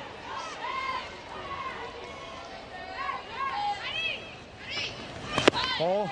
In the dirt, runner goes, the throw down, and safe is Hunter at second. JC Nichols returns back to this game after Hunter got on base, and it's just the read. She sees it down. She doesn't even hesitate. Great lead, great reacts. Not going on the pitch. That was Nichols who re-entered. Henry floats that one, and on the run to make the catch is Sophia Knight. Again, Stewart denied an opportunity, but Texas does get one up on the board.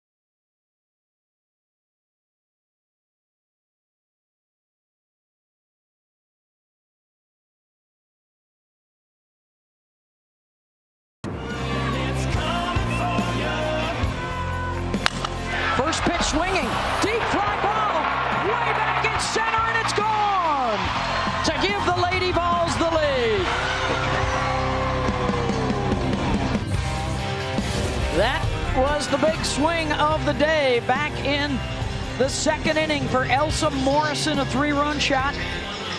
Tennessee trying to win its first national championship in its 10th trip here for Texas. They are hoping they are starting back out on their road for a second straight title on this opening day at the Women's College World Series. Double elimination format. Winner gets a day off and then plays Texas Tech on Saturday. The loser plays Mississippi State tomorrow night.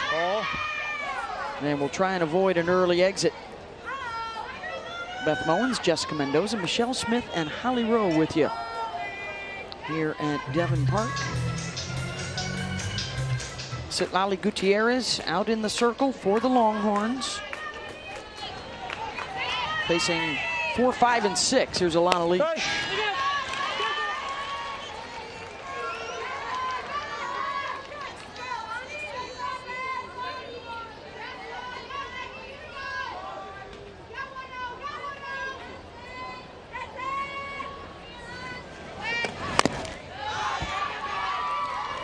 Fouls that one off. 60 miles an hour, 1 and 2.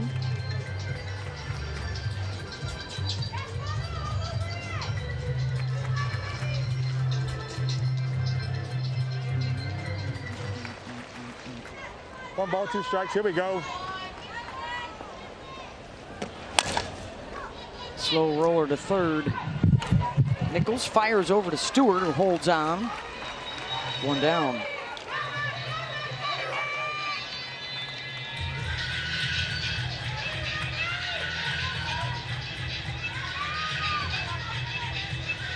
What do you guys think about tonight? Alabama, UCLA, Nebraska, Arkansas. History of the programs in that first one. Yes. Bama, UCLA. 12-time NCAA champion Bruins. One of the great hitting teams in the history of our sport. But Jocelyn Brisky and Vic Moten at Alabama. Yes. SEC neck and neck pitchers. with Tennessee for the 2 best pitching staffs statistically, right up there with Texas Tech. Get to see the Big Ten get tested. I mean, both Nebraska and UCLA, some of the numbers that they've put out, I mean, not some of them, all of them have been absolutely insane. Then there you go. An NCAA runs record and the shutouts leader in the country. Brisky's been outstanding. Vic Moulton, as you mentioned as well. SEC Pitcher of the Year for Brisky. Then really good pitching in the nightcap, too. That Fromm Alexis Jensen combo has been fabulous for the Huskers. Senior freshman, righty-lefty. And then Arkansas brings another really good staff. I mean, you need 2 or 3 arms these days. Yes.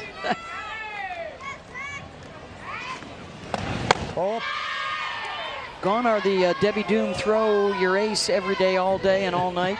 Back to back, 3 days, 4 days in a row.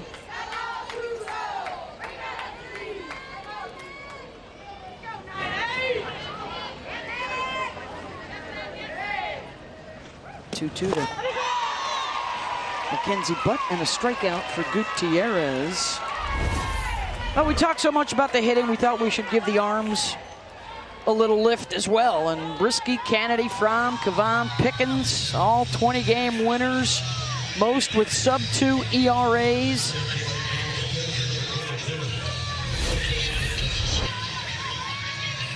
And those 2 will be teammates this summer with the U.S. national team. They got 40 players in the pool. They'll split them up, play a couple of big tournaments. Opposite for Morrison, off the top of the wall. Almost her 2nd home run of the day. And a stand-up double for Tennessee.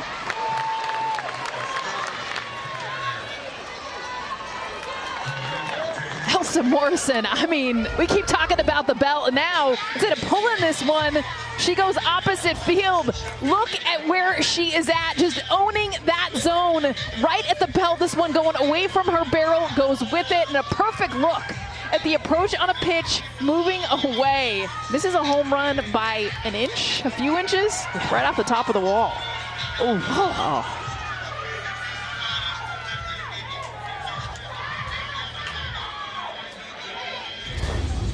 Zoe Schuler is the pinch runner. Morrison can re-enter.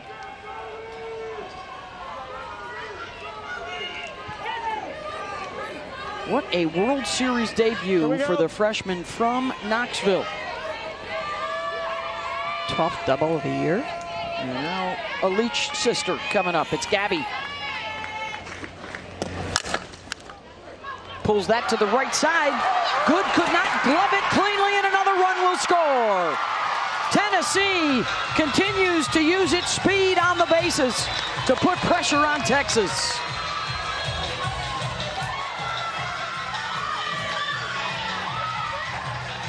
Oh, that ball is just struck hard into the 3-4 hole and goes off the glove of Leanne Good. And I love this. Schuler, no hesitation. She doesn't even stop. Immediately she sees it, picks up her coach, and she's being sent all the way around. Another run up on the board for Tennessee after giving up a run in the bottom of the 5th. Helping them out, getting that 4-run lead back. An RBI single for Gabby Leach. Scores Schuler, it's 5-1.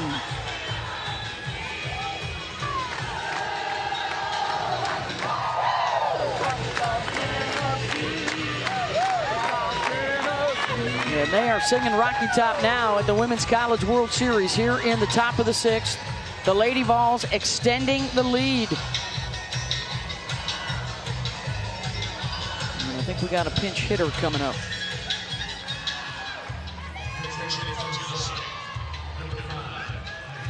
That'll be Meredith Barnhart hitting in the 8th spot for Bella Faw.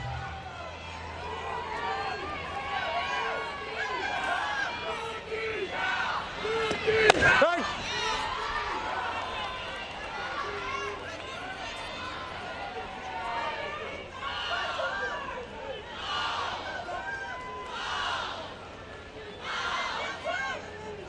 One for 3 so far in the NCAA tournament for Meredith.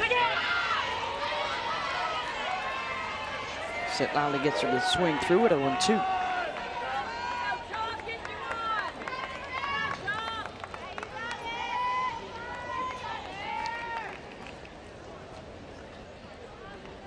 Here we go, Lady Vols. Here we go. Here we go, Lady. Hey, don't forget, ESPN is the home of MLB.TV. Stream every out-of-market game live or on demand using the ESPN app. Blackout and other restrictions apply. To learn more, go to ESPN.com/MLBTV.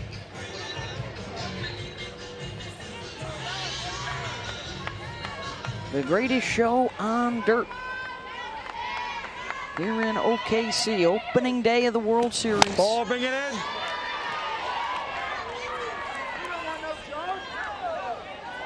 I love the feedback. Home plate umpire Brian Crochet behind the plate, just letting the battery know, bring it in, bring it down. The hitter knows too. Absolutely. Ball. Know where to make those adjustments. Control. Here we go, go.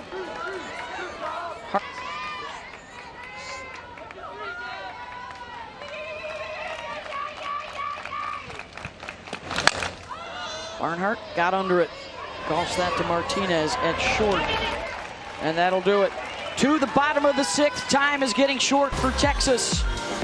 And this is who they want coming up. They're veterans all in a row. Katie Stewart, Vivi Martinez, Reese Atwood looking to start a late Longhorn rally.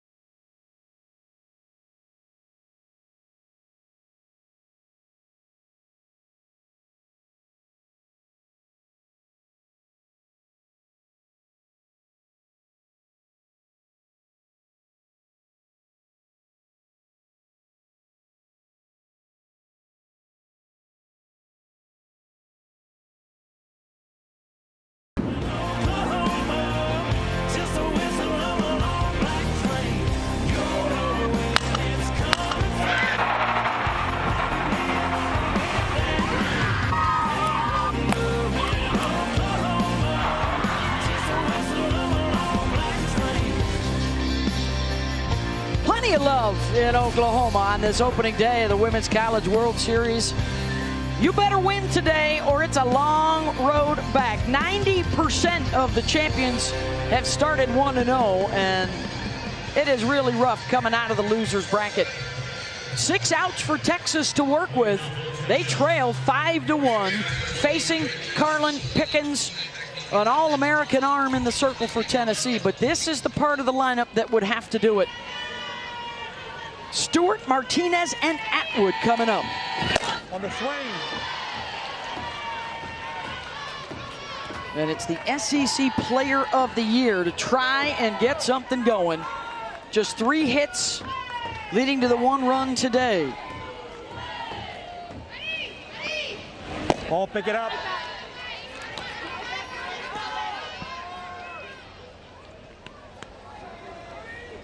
Stewart, a school record for home runs this year. Martinez, a .387 batting average. Atwood, their career RBI leader. And home run leader as well. She's sitting rise. I saw her swing and miss at the first pitch, almost triggered there. She wants something up in the zone. Against Pickens, all you got to do is meet it. She's got the velocity. On the swing.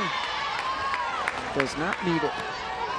2-2. Drop ball downstairs with over 3 inches of vertical drop on that last one.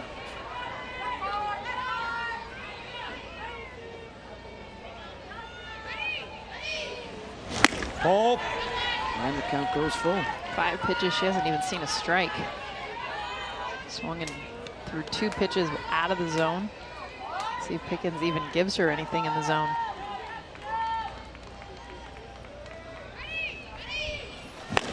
Got her. 1 down. And that pitch is right down the gut, right over the heart of the plate. This is just power against power, and you can see the rotation on this pitch. It's a low rise ball. It's got upspin on it, about 4 inches of upward break. And take a look at the way this ball is spinning, coming in at 71 miles an hour, missing Katie Stewart's bat. First strikeout for Carlin, and here's Vivi Martinez. A walk and a fly out for Vivi today.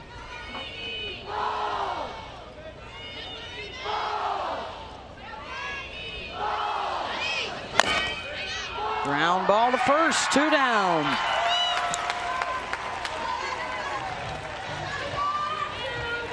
And now it's Atwood. Couple of pop-ups in the infield for Reese today.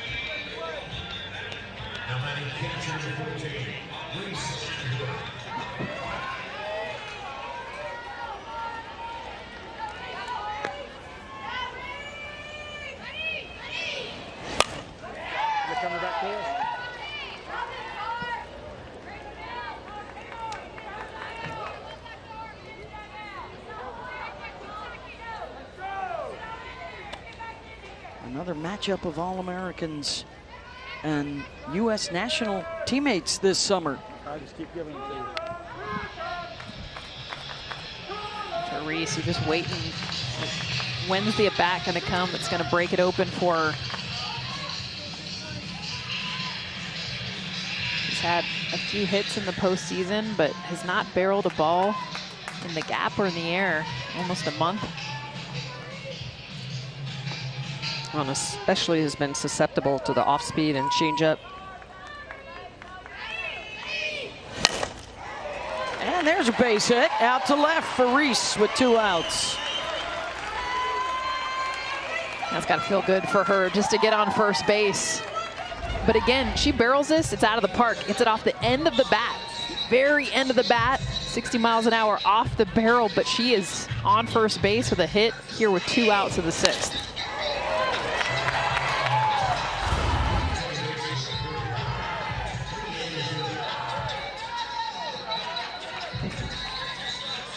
That'll bring up Leanne Good. A ground out and a walk today for her.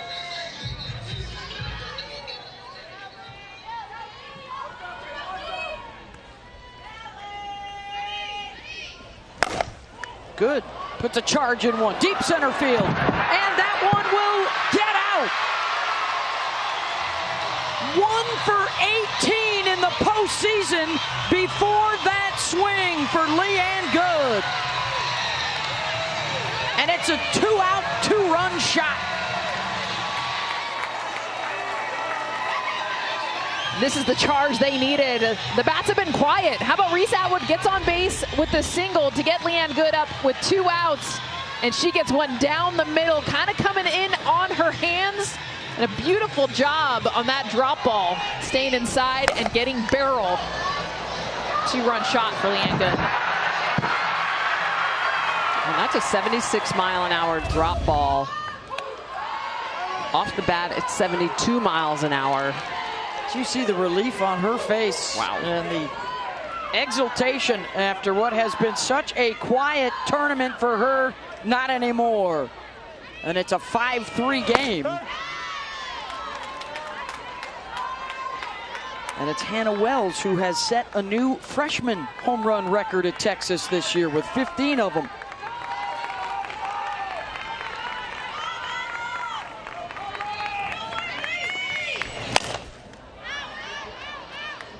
Carlin Pickens now has allowed 6 runs in the NCAA tournament, all of them in the 6th or 7th inning.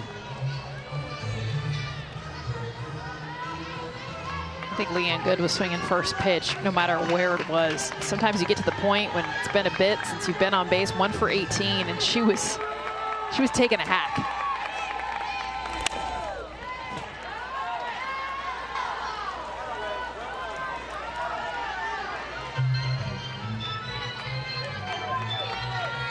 We had a massive home run in the championship series last year against Nyjah Kennedy and Texas Tech. Wells chases, but a couple up. It's a 2-run ball game heading to the 7th. Doesn't matter what you done until you get here to Oklahoma City, because what happens now is all that matters. Leanne Good, a 2-run shot to give Texas some momentum heading here into the 7th inning.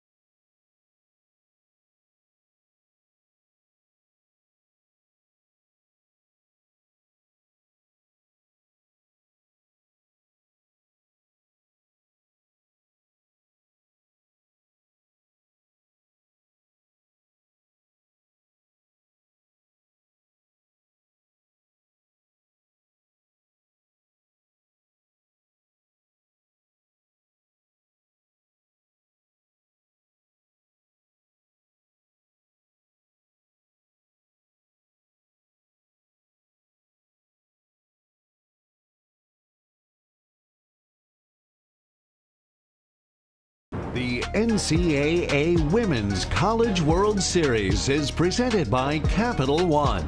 What's in your wallet? It was a party for the Red Raiders earlier today. Kennedy and Terry comboing for a 2-hit shutout. Jackie Liss, a 2-run home run. She had 3 RBI on the day. So they get tomorrow off. They stay in the winner's bracket Saturday to meet the winner of our game going on right here. The loser will get Mississippi State tomorrow night. And then the doubleheader tonight, UCLA, Alabama, and Arkansas taking on Nebraska. To the 7th inning. So Tennessee will take some swings and then 3 outs away from staying in the winner's bracket. And a date with Tech. 9 and then the top coming up.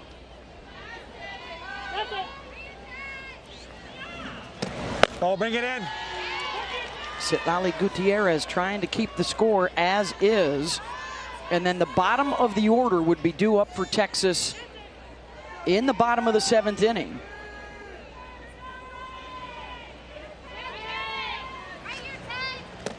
Oh. We talked about this when Tennessee made the pitching change. Do you take Sage Margetko out and put Carlin Pickens in? Sage was rolling. And will that be a Monday morning quarterback situation if Texas can rally late, or will Pickens be able to slam the door? I think those are always big decisions that coaches have to make. It's easy to overthink yourself at times. You ride the hot hand. I mean, honestly, Sage Margetko, it's not like she's been hot today. It's been all season long. Ball 4. Ball 4 there.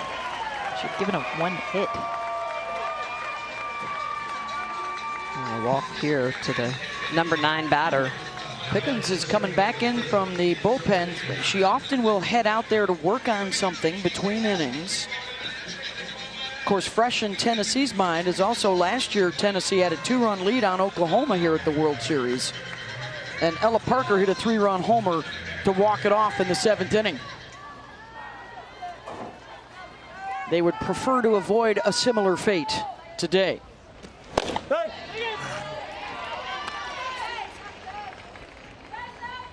Here's Sophia Knight, 0 for 3.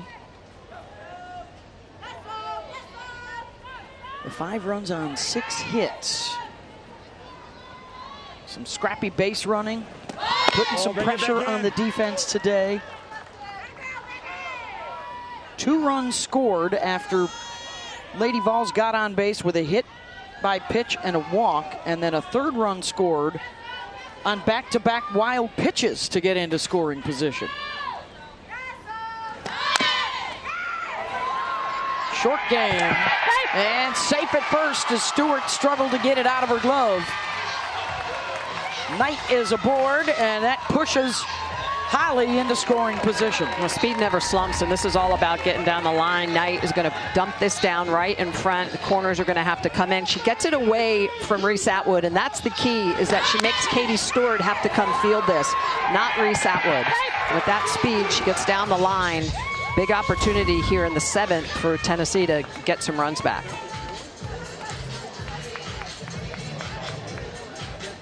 Two hitters, Ella Dodge. A double and a strikeout today. And then a fly out to center field way back in the 1st.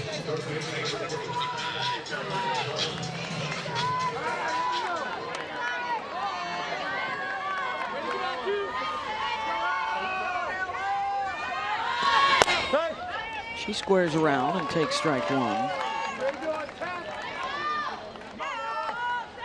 It just shows for that to potentially be a bunt, to dodge one of your best hitters, is how important putting another run up on the board is for Tennessee right now. You gotta let her hit away.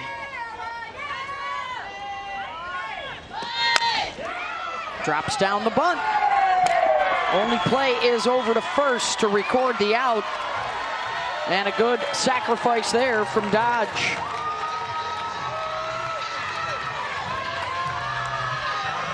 And now you got your 3-4 hitters coming up with 2 in scoring position. That's her first sacrifice bunt of the season, but a timely one.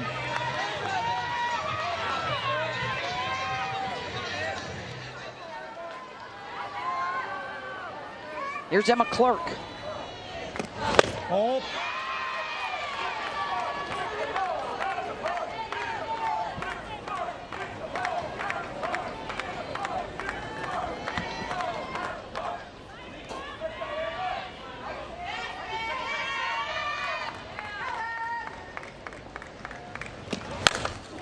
Clark. Yanks that one down the line. The catch is made out in left by Altmaier. Deep enough to score a run, and then the out recorded at third base.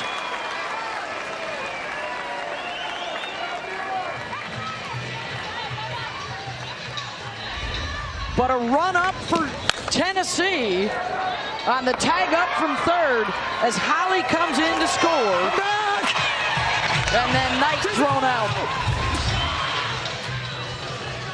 Last chance coming up for the Longhorns. They now trail by 3, but is there going to be a challenge here? Probably just to see if Holly left early. Yes. It would come from Texas about whether or not the base runner tagged at third. The ruling on the field is that the runner from third was on time. Texas wants to challenge that the runner left the base early. That play will be under review. I think it's worth the challenge. You've got him for Mike White. Yeah, it's late in the game. Use him up.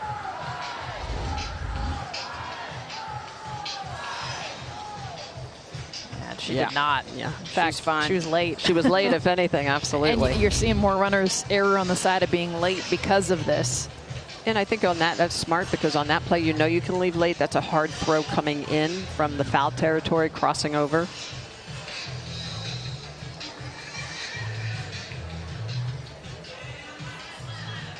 This would be the third run scored off of a free pass today for Tennessee. And as you check the scoreboard, that's the difference.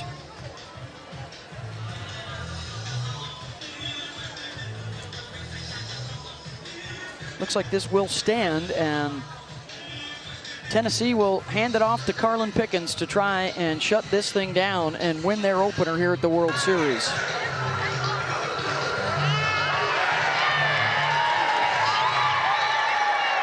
After further review, the ruling on the field has been confirmed.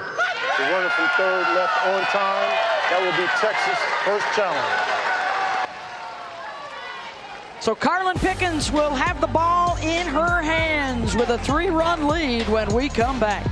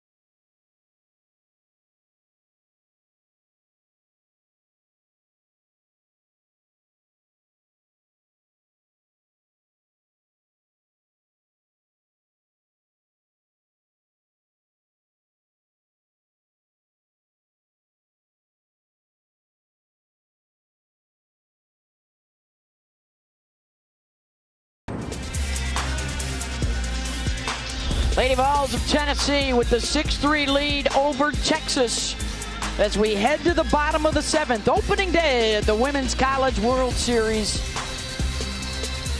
Texas trying for back-to-back championships. And for Tennessee, no one has been here more without taking one home. Under Karen Weekly, they are desperate for a breakthrough. Looking to win their first game here and get a date with Texas Tech on Saturday. And they will hand it off to one of the best pitchers in Tennessee history, Carlin Pickens. Gave up a 2-run home run in the 6th. Can she end it here as Texas tries to walk it off? Maloney grounds it to short, 1 down.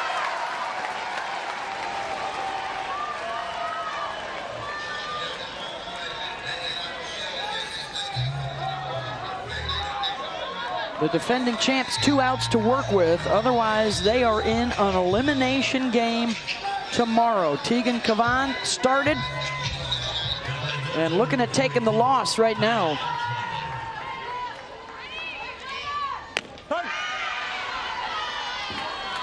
Kaya Altmaier, number 8 in the batting order.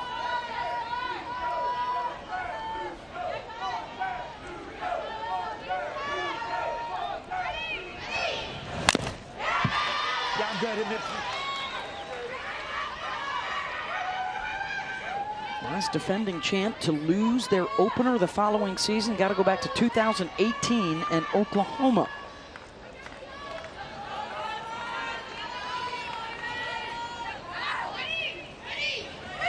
Oh. Losing the opener, not anything new for Texas. They lost the first game of the Supers last week. I think every Super Regional in recent memory. That's even what Texas said. Like, as long as I've been here, we lose the first one, we come back and win. It's what we do. Altmaier backhanded it short again. Delafa. Wow. 2 down. Delafa has been so good for Tennessee this year. On the infield, lowest number of errors. That's also one of the reasons why Karen Weekly decided to make that shuffle. She's the only one got to keep her position. Yeah. It's changed everyone else. Delafa Most amount short. Yeah, and that's what she said. Most amount of chances, least amount of errors. Something's wrong. We got to shuffle some people around. Last chance for Texas is their 9-hitter, J.C. Nichols.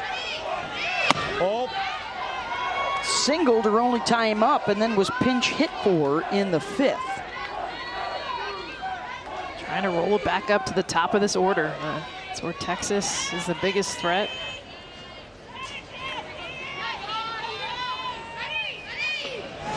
Oh. Infield pulled way in, so is the outfield for Tennessee. And the difference in this game is the fact that the top 3 in this Texas order are 0 for 8. Absolutely. Just 1 walk.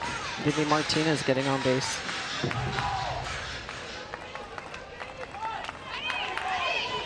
Hey. 2-1. Sage Margetko is in line to pick up the win, and Pickens a save right now.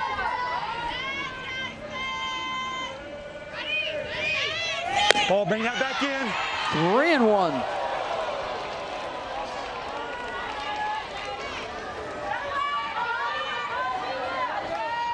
Keaton Henry on deck right now has hit the ball hard twice her last 2 at-bats. Nichols in play to third. Dodge is there, and Tennessee wins it.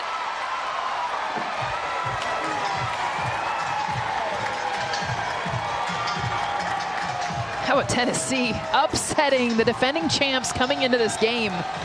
Did not get to play each other in the regular SEC season, have not faced each other since last year. And this is a big upset, but it's the pitching. Sage Margetko getting the start. She set the tone. You know, she really stifled the Texas bats. And obviously, Morrison, the freshman, with that 3-run shot, just put some runs up on the board immediately off of the most outstanding player of last year's World Series. So Tennessee gets the day off tomorrow. They'll play Texas Tech on ABC Saturday afternoon. And our first elimination game tomorrow night, Mississippi State and Texas will look to avoid the dreaded 2 and BBQ. The 7-seed Tennessee upsets the 2-seed Texas. Today's Capital One rewarding performance is Elsa. Oh, just win that belt. I feel like it's like UFC, get yourself a giant belt, because Elsa Morrison is the difference of this game. She set the tone early. Only her 7th home run of the season. It was a massive one for the rookie to get him going for these Lady Vols. Let's go down to the field, Holly Rowe. Well, you're a freshman, your very first at-bat at the Women's College World Series, and you go for a 3-run home run. How were you so confident and composed in the plate and the batter's box at that moment? Just all of our preparation throughout the whole season. We had, gone to work this whole year working on rise balls, working on drop balls, and I have never been more prepared than I was for that moment. Coach said you had to win the belt, and I know with that Tegan Cavan rise ball, that's really hard to have that kind of discipline. What did you see when the pitch came in? I was just thinking aggressive. We had seen a stat about her about first pitch strikes, and you know, if it was going to be that at bat, I wanted to go. I didn't want to let any pitches go by, especially in the moment that we were in. So I was just aggressive and went right at it. I know you're a kid from Knoxville. You hear Rocky Top playing right now. What does this moment mean for you to be the hero in your first opening win at the Women's College World Series? I mean, it means everything. Just getting to compete with the girl to the left and my right that I absolutely love, and we've gone through everything together this year. So getting to come out here and show what we have, words can't describe it. Well, have a great day off. We'll see you back here in the winner's bracket. Yes, ma'am. Thank you. Go Balls. Elsa Morrison, a big day in her World Series debut. And Rocky Top rocking tonight as they knock off the defending champs and send them into the loser's bracket. Doubleheader still to come tonight on this opening day in OKC at the Women's College World Series.